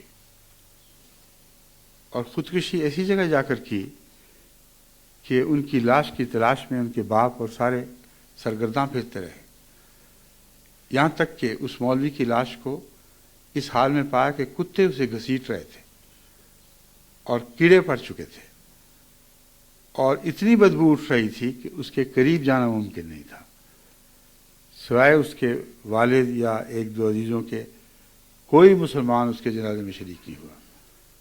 یہ ان کی احمدیت کی مخالفت کا حال ہے، کس طرح اللہ کی تقدیر آسمان سے ان پر غضب کی بجلیاں برسا رہی ہے، ان کو دیکھنے کی توفیق نہیں مل رہی۔ ایک اور مولوی صاحب کا یہ حال تھا کہ بڑھتی ہوئی احمدیت کو دیکھ کر انہوں نے اعلان کیا کہ اب میں احمدیت کو علاقے میں مٹاؤں گا، ہو نہیں سکتا کہ میرے ہوتے ہوئے اب احمدیت اس علاقے میں پھیلے۔ اور وہ ہندوستان کے ایک مشہور مولوی ہیں، ان کا نام لینا اس لیے مناسب نہیں کہ جو حرکت انہوں نے کی اس میں ان پر پردہ ہی ڈالا جائے تو اچھا ہے، لیکن ہندوستان کے اخباروں نے ان کی تصویریں شائع کی ہیں۔ وہ مولوی صاحب جو احمدیت کو مٹانے کے درپے تھے اور حضرت مسیح موعود علیہ السلام کے متعلق انتہائی گند اچھال رہے تھے، انہوں نے اپنے سے قرآن پڑھنے والے ایک لڑکے سے وہ حرکت کی کہ اس کے نتیجے میں ان کی تصویروں سے ہندوستان کے اخبار سیاہ ہو گئے۔ میں نے کہا یہ بدبخت مولوی یہ اسلام کی خدمت کرتے ہیں؟ چنانچہ اپنے اور غیر سب ان کو چھوڑ کر بھاگ گئے، اور اب وہ خدا جانے کس جگہ منہ چھپائے پھرتا ہے۔ بس اللہ تعالیٰ کی تقدیر ہماری مدد پر آسمان سے اتر رہی ہے۔ دنیا میں کہیں بھی ایسا نہیں ہو رہا کہ جماعت کی مخالفت میں کوئی شخص بدتمیزی میں حد سے آگے بڑھ جائے اور اللہ تعالیٰ اس کو ایسے حال میں موت دے کہ وہ کامیابی کی موت قرار دی جا سکے۔ ان میں سے ہر ایک مردار کی زندگی بسر کر رہا ہے، یعنی عمل ان کی روحیں مردار ہیں اور خالی جسم میں بیٹھی ہوئی ہیں، ان میں گندگی کے سوا کچھ بھی نہیں۔ جب تک یہ لوگ جماعت کے خلاف ابھر کر نہیں نکلے اس وقت اللہ تعالیٰ نے ان کو اپنی پردہ پوشی میں سمیٹے رکھا، لیکن اب خدا کی پردہ پوشی اٹھائی جا رہی ہے، اور جب خدا کسی کی پردہ پوشی نہ کرنے کا فیصلہ کر لے تو پھر دنیا کا کوئی پردہ اس کے منحوس چہرے کو چھپا نہیں سکتا۔ بس ہندوستان کے احمدیوں کو میں بتا رہا ہوں کہ اے قادیان والو، تم مخالفتوں سے نہ گھبراؤ، مخالفتوں نے کبھی بھی جماعت کو نقصان نہیں پہنچایا۔ اور میں پاکستان کے احمدیوں کو بھی مخاطب کر کے کہتا ہوں کہ یہ خیال مت کریں کہ کوئی ایسی تبدیلی آئے گی جس کے نتیجے میں جماعت احمدیہ رک جائے گی، یا جماعت پر کوئی ایسی وبا توڑی جائے گی جس کا نتیجہ بالکل برعکس نہ نکلے۔ مجھے گزشتہ تاریخ پر نظر ڈال کر ایک واقعہ دکھاؤ، کبھی بھی ایسا ہوا ہو کہ دشمن نے یہ سمجھا ہو کہ ہم نے اپنی مراد پا لی، اور پھر اسی پائی ہوئی مراد سے ان کی نامرادی پھوٹی ہے، اور جو ذرائع انہوں نے اختیار کیے تھے یہ ثابت کرنے کے لیے کہ احمدیت کو مٹانے میں ہم کامیاب ہو گئے، یہ وہ تدبیر کامیاب ہو گئی جس کے نتیجے میں احمدیت مٹے گی، دہائیاں دیتے رہے، چھاتیاں پیٹتے رہے کہ وائے وہ وقت جب ہم نے یہ تدبیر اختیار کی تھی۔ اسی تدبیر سے جماعت احمدیہ کی کامیابی کی روشنی پھوٹی ہے۔ یہ وہ تقدیر الہی ہے جس کو دنیا کی کوئی طاقت بدل نہیں سکتی۔ اسی کے متعلق میں نے اعلان کیا تھا ایک خطبے میں کہ اگر تیرا بھی کچھ دی ہے بدل دے جو میں کہتا ہوں کہ عزت مجھ کو اور تجھ کو ملامت آنے والی ہے۔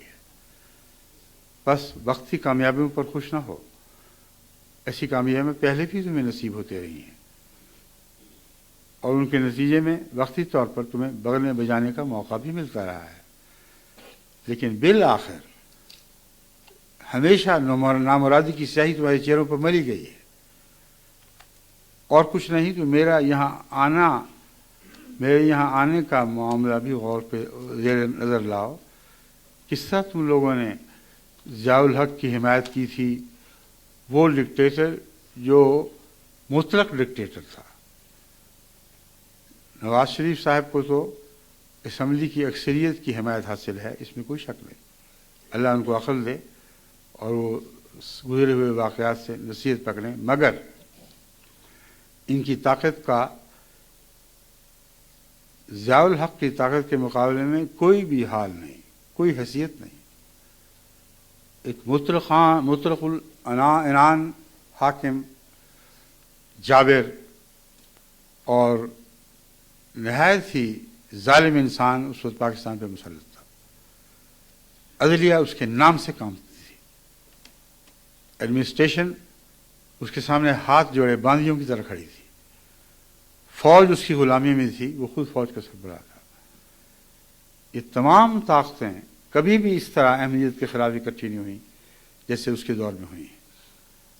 اور بڑے بڑے بلند بانگ دعوی اس وقت بھی ان کے ایک وزیر نے کیے تھے، جس کو اب پھر دوبارہ قدرت ملی ہوئی ہے، یعنی ظاہری طور پر قدرت ملی ہوئی ہے. اس کے باوجود، اس انتہائی طاقت کے باوجود، اس کی ساری مرادیں ناکام گئی. میں جو پاکستان سے نکلا ہوں تو بہت مولویوں نے شور مچایا کہ یہ نکل کیسے گیا. حالانکہ ان کا ارادہ تھا کہ پاکستان میں رکھ کر میرے ساتھ وہ سلوک کریں جس کے نتیجے میں مولوی اپنی آنکھوں کو ٹھنڈا ہوتے دیکھ لیں. لیکن اچانک ہاتھ سے ایسا نکلا ہوں اور بغیر دھوکے کے، بغیر بھیس بدلے، اپنی اسی حالت میں کہ مولوی سر پیٹتے پیچھے رہ گئے. اور دن بہ دن وہ اس بات کا اظہار کر رہے ہیں اور اپنی مجالس میں یہ کہہ رہے ہیں کہ وہ ہم سے غلطی ہوئی ہے، اس کو باہر نکلنے دیا. اب ایک ہی طریقہ ہے کہ انٹرپول کے ذریعے واپس بلایا جائے. اتنے پاگل ہیں یہ سمجھتے ہیں تمام دنیا کے لوگ بھی پاگل ہو گئے ہیں، انٹرپول کے ذریعے مجھے واپس وہاں بلایا جائے. جو اب ان کے ہاتھ سے بات نکل گئی وہ نکل گئی. تقدیر الہی نے اس کے جو نتائج پیدا کیے ہیں، یہ آج ایک نتیجہ جو آپ دیکھ رہے ہیں.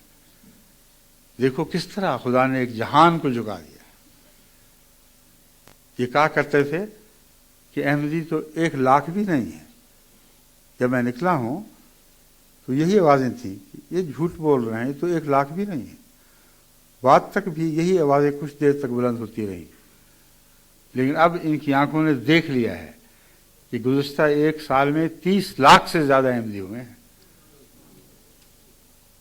جو جماعت کی ساری تاریخ کے احمدی اکٹھے کر لو تو میرے نکلنے کے وقت 30,00,000 احمدی نہیں تھے.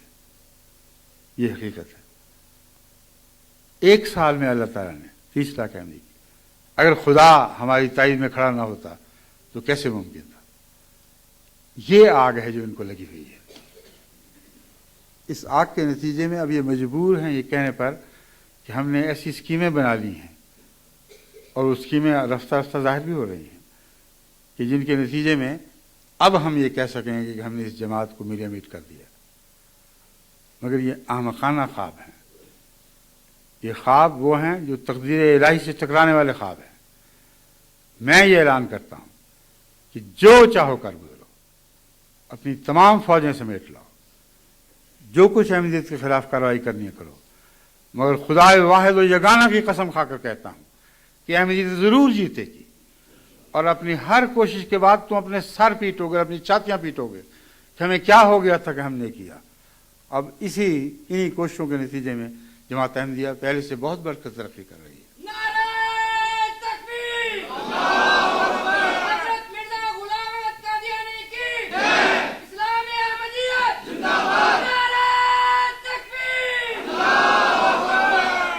بس اب ہندوستان کے احمدیوں کو اس بات سے سبق لینا چاہیے.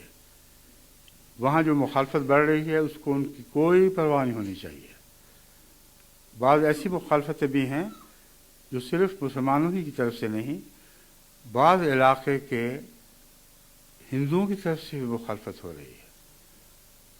اس لیے ان علاقوں کی جہاں مخالفت ہو رہی ہے پاکستان سے کوئی تفریق نہیں کی جا سکتی. اس مخالفت کی بنیادی وجہ وہی ہے جو ان آیات کریمہ میں بیان ہوئی ہے جن کی میں نے تلاوت کی تھی. لِیَغِیظَ بِهِمُ الْکُفَّارَ، تمہارے بڑھنے سے ان کے سینوں کی آگ بڑھے گی.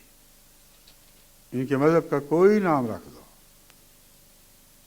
ہندو ہوں یا عیسائی ہوں یا یہودی ہوں یا اور کچھ ہوں، جب بھی تم بڑھو گے ان کے سینے کی آگ اور بھڑک اٹھے گی. یہ تقدیر ہے جس نے بہرحال پورا ہونا ہے، جو خدا تعالیٰ نے جماعت احمدیہ کے مستقبل کے حوالے سے قرآن کریم میں بیان فرمائی ہے. کیونکہ فرمایا کہ یہ وہ باتیں ہیں جو پہلے مسیح کی زبان سے جاری ہوئی تھی، انجیل میں لکھی ہوئی.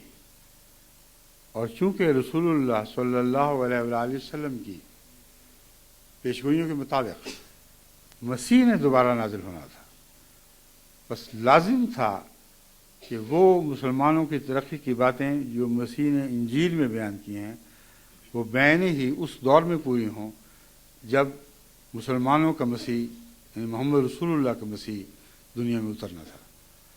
بس یہ وہی وقت ہے. یہ میرے منہ کی باتیں نہیں ہیں، یہ قرآن کا کلام ہے جو بڑی شان و شوکت سے ہماری آنکھوں کے سامنے پورا ہو رہا ہے. بس مخالفت سے نہیں گھبرانا. ہندوؤں نے بھی جیسا کہ میں نے بیان کیا ہے ان علاقوں میں مخالفت کی جہاں جماعت ترقی کر رہی ہے. وہ ہندوؤں کا علاقہ تھا، اس کا نام لینے کی ضرورت نہیں. واقعہ جو ہمارے دو مبلغین کو پیش آیا وہ یہ ہے کہ اس علاقے میں انہوں نے تبلیغ کی نیت کی اور جو احمدی پہلے ہو چکے تھے ان کو تقویت دینے کے لیے انہوں نے اس کو سفر اختیار کیا. لیکن ان کو علم نہیں تھا کہ ان کے پیچھے سینکڑوں شرپسند ہندوؤں کی ٹولی چل رہی تھی جو داؤ کے انتظار میں تھے کہ جس گھر میں یہ داخل ہوں اس گھر کو بھی پھونک دیں اور ان کو بھی برباد کر دیں. وہ رستے میں بھی حملہ کر سکتے تھے مگر ان کی شرارت اور طرح کی تھی. وہ چاہتے تھے جس گھر نے ان کو پناہ دی اس کو پھونک ڈالیں تاکہ آئندہ کوئی گھر بھی احمدیت کو پناہ نہ دے. وہ پیچھے پیچھے آ رہے تھے، ان کو خبر بھی نہیں. ان بیچاروں نے ایک دروازہ کھٹکھٹایا. وہ شخص شاید کوٹھے سے دیکھ رہا تھا کہ ان کا پیچھا کس سے کیسے ہو رہا ہے. اس نے دروازہ پہلے تو بھیڑے رکھا، اندر آنے کی اجازت بھی نہ دی. اس نے کہا آپ کو پتہ نہیں کہ آپ کے پیچھے کون لگا ہوا ہے؟ لیکن معلوم ہوتا ہے شریف انسان تھا. اس نے آخر ان کو اندر آنے دیا. مگر جب ان دو احمدیوں پر یہ بات ظاہر ہو گئی کہ ان کی وجہ سے اس بیچارے کو خطرہ ہے تو انہوں نے خود اجازت لی اور کہا ہم باہر نکلتے ہیں، ہمارا معاملہ اللہ کے سپرد. چنانچہ یہ دو اکیلے نہتے احمدی باہر نکلے ہیں اور دیکھا کہ سارے گھر کا گھیرا پڑ چکا تھا اور مسلح مخالفین آگ لگانے کے سامان لیے ہوئے طرح طرح کے ہتھیاروں سے لیس حملہ کے لیے بکھرے ہوئے تھے. ادھر یہ باہر نکلے ہیں، ادھر ایک سنسناہٹ سی اٹھی ہے سارے ماحول میں. اب وقت ہے، اب حملہ کر دو. اچانک پولیس کی کاریں وہاں پہنچ گئیں جو 40 کلومیٹر سے چلی ہوئی عین اس وقت وہاں پہنچی ہیں جب یہ منظر حملے کے لیے تیار تھا. اور اچانک انہوں نے لاؤڈ اسپیکروں پہ ان کو وارننگ دی کہ خبردار اگر ایک خفیف سی حرکت بھی تم نے ان لوگوں کے خلاف کی تو ہم تمہیں گولیوں سے بھون دیں گے. وہ سارے تتر بتر ہو گئے، ان کا نام و نشان باقی نہیں رہا. اس طرح اللہ تعالیٰ آسمان سے اپنی حمایتیں نازل فرما رہا ہے. اور اگر خدا کی تقدیر یہ چاہتی ہے کہ کچھ شہید ہوں تو جنہوں نے شہید ہونے وہ تیار بیٹھے ہیں. وہ مسلمان احمدی جو ہندوؤں میں سے ہوئے تھے ان کی خبر لینے کے لیے جب لوگ پہنچے ہیں تو انہوں نے کہا ہماری فکر نہ کرو، ہم تو اسلام میں جان دینے کے لیے تیار بیٹھے ہیں. ہم نے جو کچھ پایا ہے اس نعمت کا احساس ہے ہمیں، اس نعمت نے ہمیں دوبارہ زندہ کر دیا ہے. وہ صوبہ جس میں اس سے پہلے ایک بھی احمدی نہیں تھا، اب وہاں 6000 سے زیادہ احمدی ہو چکے ہیں اور ان میں سے ہر ایک عزم پختہ رکھتا ہے کہ اس راہ میں جان بھی جائے تو جانے دیں، ہمیں اس کی کوئی پرواہ نہیں۔ مولویوں نے یہ سمجھا کہ ہم جو پروپیگنڈا کرتے ہیں یہ سچا ہے اور پیسے کی خاطر یہ لوگ احمدی ہو رہے ہیں، چنانچہ مانگے ہوئے پیسوں کی تھیلیاں بھر کر یہ ان کے پاس پہنچے۔ ایک گاؤں جو پورے کا پورا احمدی ہو چکا تھا، وہاں پہنچ کر انہوں نے تھیلیاں پیش کی اور کہا کہ تم دوبارہ غیر احمدی ہو جاؤ، جو چاہو بنو، ہمیں اس سے کوئی غرض نہیں، احمدیت سے توبہ کر لو تو تمہارے ہاں ہم ایک خوبصورت مسجد بنائیں گے، اور اس پر 1,00,000 روپے کی یہ تھیلی ہے جو ہم پیش کر رہے ہیں۔ اب بتاؤ تمہیں کیا ضرورت ہے احمدیوں کی مدد سے مسجدیں بنانے کی؟ وہ تو اتنی ہماری مدد نہیں دے سکتے۔ انہوں نے باتیں سنی اور کہا کہ دیکھو اپنی تھیلیاں اٹھاؤ اور گاؤں سے ہمیشہ کے لیے دفع ہو جاؤ، اور آئندہ کبھی ہماری طرف رخ نہ کرنا، ورنہ ہم تم سے برا سلوک کریں گے۔ اس وقت ہم شرافت کے ساتھ تمہیں متنبہ کر رہے ہیں کہ اپنے پیسوں کی تھیلیاں اٹھاؤ اور بھاگ جاؤ۔ ہمیں جو نعمت ملی ہے وہ دنیا کی نعمت نہیں ہے، اس نعمت نے تو ہمیں دوبارہ زندہ کر دیا ہے۔ ہمیں جو اللہ تعالیٰ کے احسانات ہم پر اترتے، ہم نے اللہ تعالیٰ کے جو احسانات اپنے پر اترتے دیکھے ہیں، جو ہمارے دلوں کی کیفیتیں بدل رہی ہیں۔ تم نے ہمیشہ ہم پر حکومت کی اور ہمیشہ ہمیں کچھ بھی نہ دیا۔ آتے تھے تو پیسے بٹورنے کے لیے آیا کرتے تھے، لیکن اگر تم پیسے بانٹنے کے لیے بھی آتے تو ہمیں اس سے کوئی فائدہ نہ تھا، ہم اور بھی زیادہ دنیا کے کیڑے ہو جاتے۔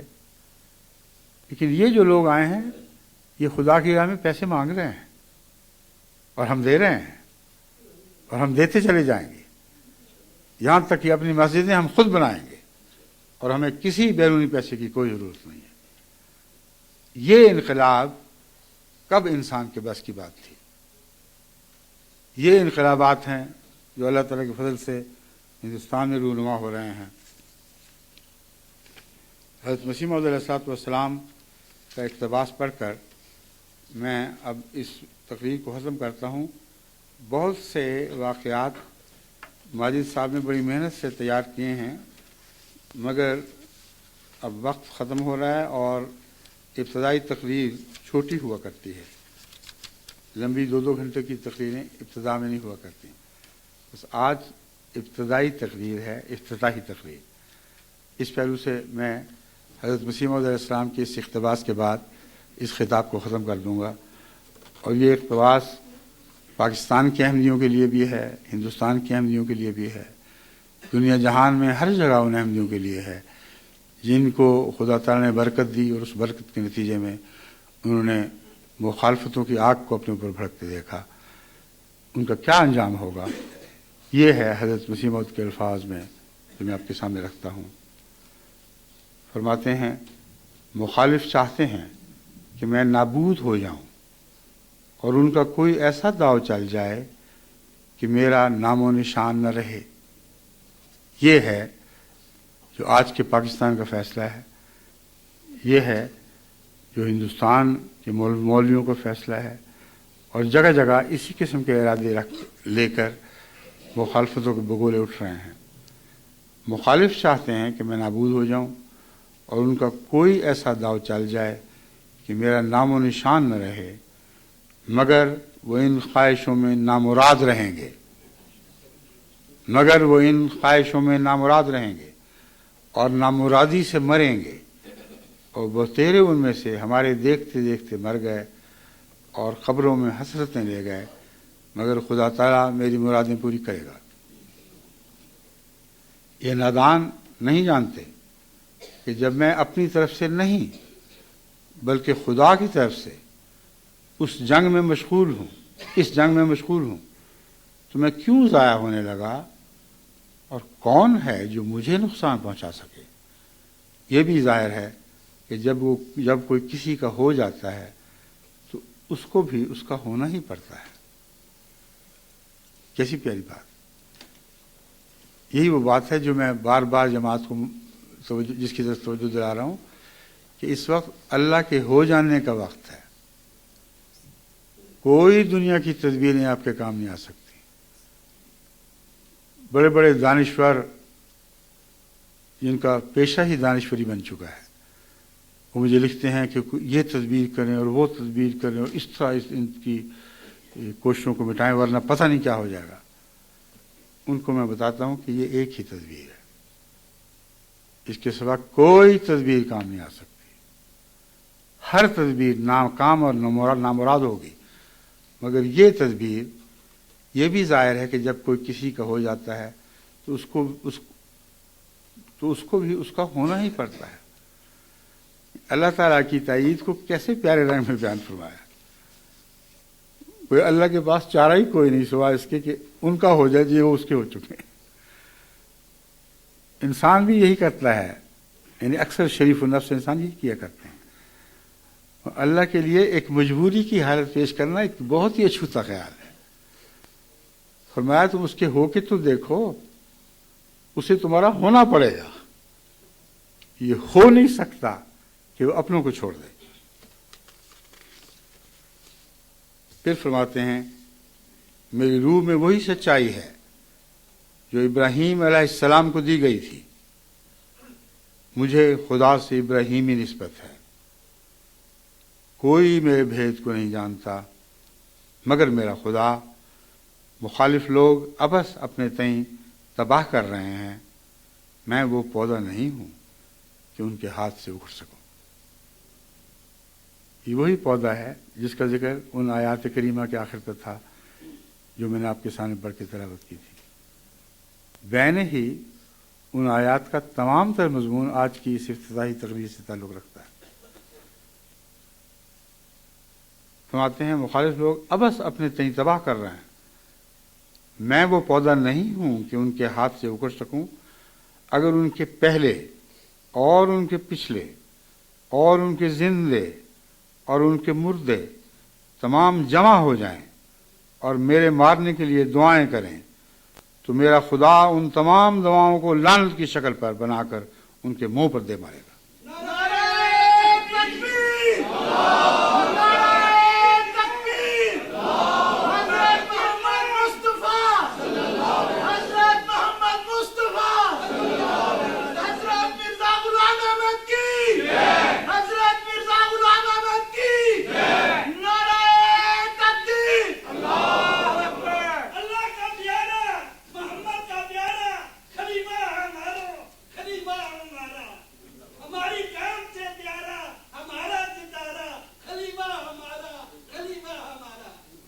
دیکھو صدہا دانش مند آدمی آپ لوگوں کی جماعت سے نکل کر ہماری جماعت میں ملتے جاتے ہیں. دیکھو صدہا دانش مند آدمی، یہ ایک ایسا دعویٰ ہے جس کو دشمن کو قبول کرنے کی مجبوری ہے. ان کا بہترین حصہ ان کو چھوڑ کر ہمارے ساتھ شامل ہو رہا ہے. ہمارا بدترین حصہ ہمیں چھوڑ کر ان کے ساتھ شامل ہو رہا ہے. اور وہ اس بدترین کو سینے سے لگاتے اور قبول کرتے اور نعرے لگاتے کہ دیکھو ہم جیت گئے اور ان کا گند ہم نے اپنے سینوں سے لگا لیا. اس حقیقت میں کوئی شک نہیں. ان کو تسلیم کرنا پڑتا ہے. وہ گیمبیا کا ملا جس کے انجام کا آپ کو علم ہے، کس بد انجام کو پہنچا، اس نے تقریر میں احمدیت کی مخالف تقریر میں ایک یہ وجہ بھی مخالفت کی بیان کی کہ ہم کیوں نہ ان کے مخالف ہوں کہ گیمبیا کے بہترین لوگ احمدی ہو رہے ہیں. پنجابی میں کہتے ہیں رہند خوند.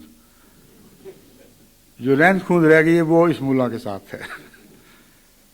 اور جو بہترین ہیں، جو گیمبیا کی سوسائٹی کا خلاصہ ہیں، وہ یہ امام فاتی اعلان کر رہا ہے کہ ہم کیوں نہ مخالف ہوں، ہمارے بہترین لوگ تو یہ سمیٹے لیے چلے جا رہے ہیں. ہر جگہ یہی حال ہے. خدا تعالیٰ کے فضل سے ان کی سوسائٹیوں کے بہترین لوگ ہمارے اندر داخل ہو رہے ہیں. لیکن وہ جو بدترین کہلاتے تھے ان کا بھی یہ حال ہے کہ وہ چوروں سے قطب بنائے گئے ہیں. ان کی بدترین کیفیات ان کو اس طرح چھوڑ بھاگی ہیں جیسے ایک پرندہ گھونسلے سے نکل جائے اور پھر کبھی واپس نہ آئے. بڑے بڑے خدا ترس لوگ ان میں پیدا ہوئے ہیں، بڑے بڑے ولی اولیاء اللہ ان میں پیدا ہوئے ہیں. بس تمہارے گند کو ہم پاکیزگیوں میں تبدیل کرنے والے ہیں، تمہارے نیکوں کو ہم سمیٹنے والے ہیں. تم ہم سے کیسا مقابلہ کر سکو گے؟ اپنی عقل میں غور کر کے دیکھو. خدا را کچھ عقل کر کے ان واقعات کا تجزیہ کرو. ان میں سے ایک بھی ایسی بات نہیں جو غلط ہو، تم جانتے ہو کہ غلط نہیں ہے.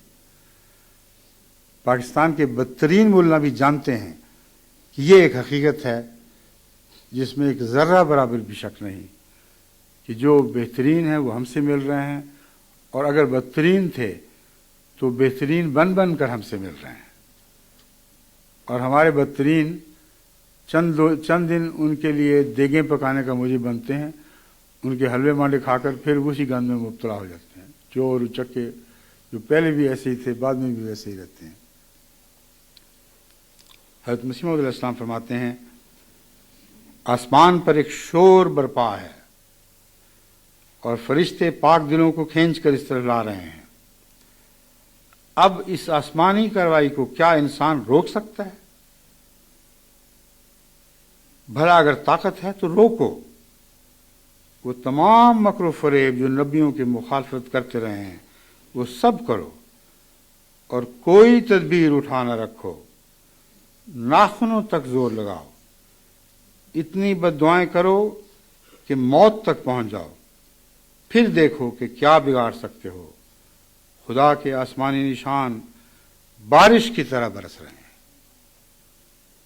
اب MTA کے ذریعے تو اللہ تعالیٰ کے فضل سے اس کثرت سے برس رہے ہیں کہ آپ لوگوں کو اندازہ نہیں کہ کتنی بھاری تعداد اس وقت دنیا میں قادیان کے جلسے میں شامل ہو چکی ہے.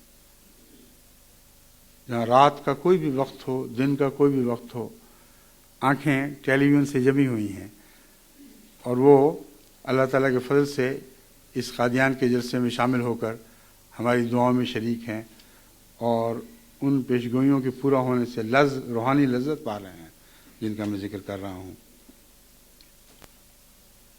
آسمانی نشان بارش کی طرح برس رہے ہیں، مگر بدقسمت انسان دور سے اعتراض کرتے ہیں. یہ کلام ہے عارف باللہ کا. بدقسمت انسان دور سے اعتراض کرتے ہیں. قرآن کریم نے اسے ضلالم بعیدہ قرار دیا ہے، یعنی ان کو روحانی لحاظ سے ہمارے قریب پھٹنے کی بھی طاقت نہیں ہے. وہ اور دنیا کے لوگ ہیں اور اتنی دوری سے دیکھتے ہیں کہ ان کو دکھائی بھی کچھ نہیں دیتا. کوئی دیکھنے کے لیے قریب آئے تو اسے حقیقت حال کا علم ہو، مگر یہ دور کی نظر سے دیکھ رہے ہیں. ان کی نظریں ان کو ہی دھوکہ دے رہی ہیں. وہ چیز دکھائی نہیں دے رہی جو ہم ہیں. اپنے خیالات کو ہی اپنی نظروں میں سمائے بیٹھے ہیں. بس یہ دور سے دیکھ رہے ہیں کہ فقرہ بہت ہی عجیب اور فصاحت و بلاغت کا مرقع ہے. بدقسمت انسان دور سے اعتراض کرتے ہیں. جن دلوں پر مورے ہیں ان کا ہم کیا علاج کریں؟ یہ دور سے دیکھنے والے ہی ہیں جن کے دلوں پر مورے ہیں. اے خدا تو اس امت پر رحم کر. بس اس دعا کے ساتھ میں اس تقریر کو اب ختم کرتا ہوں. لیکن وہ جو لوگ شامل ہوئے ہیں آج، جو غیر بھی آئے ہیں کثرت سے، ان کا خلاصہ کہاں ہے؟ جو انہوں نے شروع میں اطلاع بھیجی تھی کہ یہ بھی آ گیا، وہ بھی آ گیا، یہ سب یہ جو بیرونی لوگ قادیان میں شامل ہوئے ہیں اس وقت یہ ہیں. محمد انعام غوری صاحب کی رپورٹ کے مطابق اس وقت 5 زبانوں میں وہاں تقاریر کا رواں ترجمہ ہو رہا ہے. مبوائین کا میں بتا چکا ہوں کہ بڑی کثرت سے شامل ہوئے ہیں. اس کے علاوہ شعبہ پریس کی رپورٹ کے مطابق دہلی، کلکتہ، جلندھر اور امرتسر سے 21 اخبارات کے نمائندے آئے ہوئے ہیں. اس طرح اللہ تعالیٰ توجہ دلا رہا ہے. ہندوستان میں ہماری تعداد کی حیثیت تو کچھ بھی نہیں، 6 لاکھ بھی ہو تو کچھ بھی نہیں، لیکن اس قدر روب ہے جماعت کا اور جماعت کی سچائی کی دلوں پر ایسی دھاک بیٹھی ہوئی ہے، مخالفین بھی خواہ وہ کسی مذہب سے تعلق رکھتے ہوں دل سے جانتے ہیں کہ یہ سچے لوگ ہیں، اور یہ احساس جو ہے یہ ٹیلی ویژن کے ذریعے بھی بڑھتا اور پھیلتا چلا جا رہا ہے۔ ابھی مجھے کل ہی ایک خط ملا جرمنی سے کہ یہاں کے ایک بہت بڑے دانشور جن کو مختلف زبانوں پر عبور حاصل ہے، مختلف مذاہب پر عبور حاصل ہے، بہت بڑے عالم ہیں، وہ آپ کو ٹیلی ویژن پر دیکھ رہے ہیں، اور انہوں نے مل کر مجھ سے اس خواہش کا اظہار کیا ہے کہ میں اس شخص سے ضرور ملوں گا، اس لیے کہ میں جو چہرہ دیکھتا ہوں میرا دل اس یقین سے بھرا ہوا ہے کہ یہ شخص جو کہتا ہے سچ کہتا ہے، جھوٹ نہیں بولتا، اس لیے جو بھی وہ کہتا ہے میں مانتا جا رہا ہوں، مگر مجھے پتہ بھی نہیں لگ رہا کہ کیا کہہ رہا ہے، مگر میرا دل گواہ ہے کہ یہ شخص جن باتوں کا اعلان کر رہا ہے وہ سچائی کے سوا اور کچھ نہیں ہے۔ بس یہ تو ایک اظہار ہے جو ہم تک پہنچا ہے، ہزارہ ایسے اظہارات ہیں جن کی عمومی خبریں تو پہنچتی ہیں، اس طرح معین پیغام ہر دفعہ نہیں پہنچتے، معین بھی پہنچتے ہیں لیکن اکثر عمومی خبریں کہ کثرت کے ساتھ لوگ ٹیلی ویژن دیکھنے لگ گئے ہیں کیونکہ ان کو احمدیت کے ان پیغامات میں جو ٹیلی ویژن کے ذریعے پہنچ رہے ہیں سچائی دکھائی دیتی ہے۔ بعض ایسے ہیں اور کثرت سے ہیں اب ایسے جن کو کچھ بھی سمجھ نہیں آتی، وہ جو دیکھتے ہیں ان کو پتہ ہے کہ یہی ہونا چاہیے، یہی سچائی ہے۔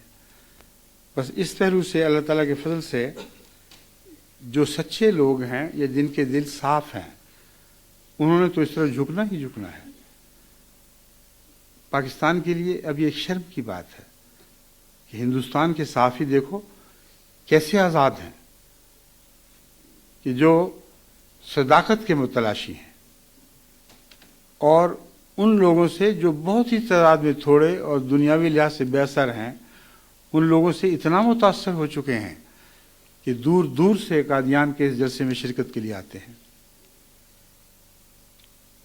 حضرت مسیح علیہ السلام کا یہ شعر ان کے حق میں پورا اتر رہا ہے، اب دیکھ لو یہ کیسا رجوع جہاں ہوا، ایک مرجع خواص یہی قادیاں ہوا۔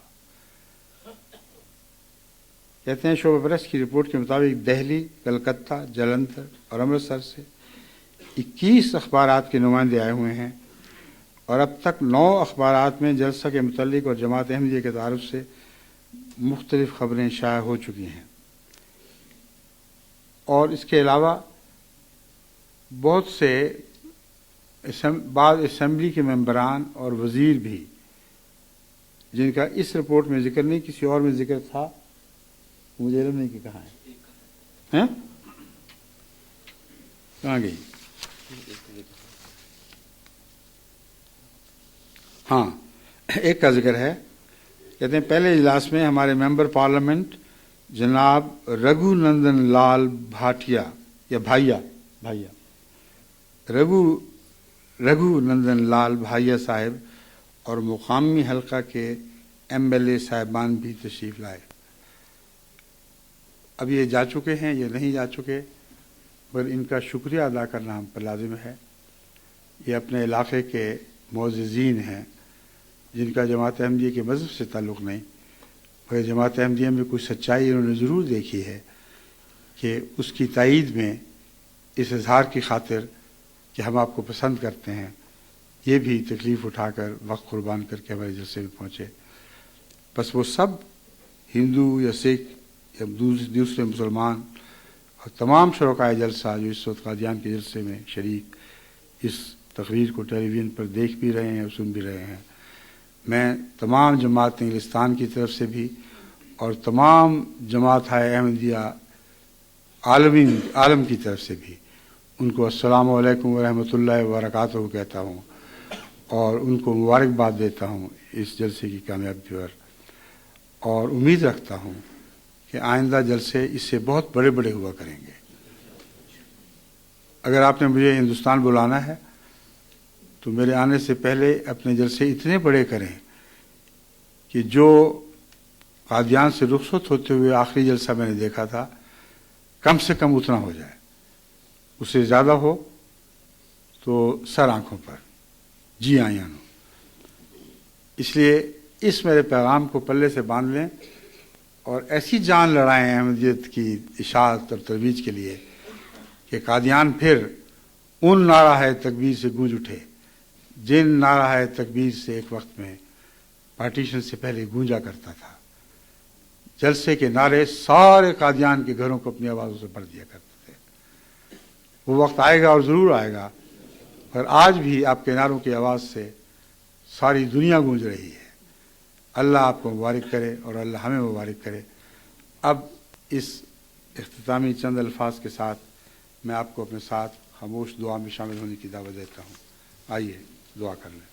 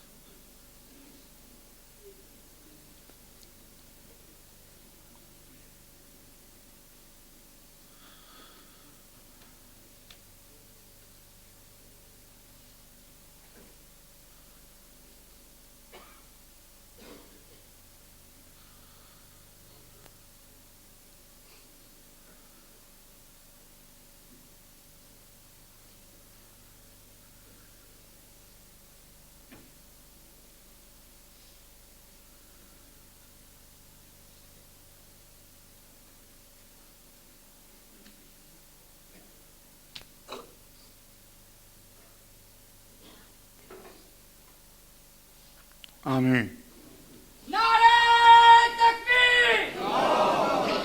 السلام علیکم ورحمۃ اللہ وبرکاتہ۔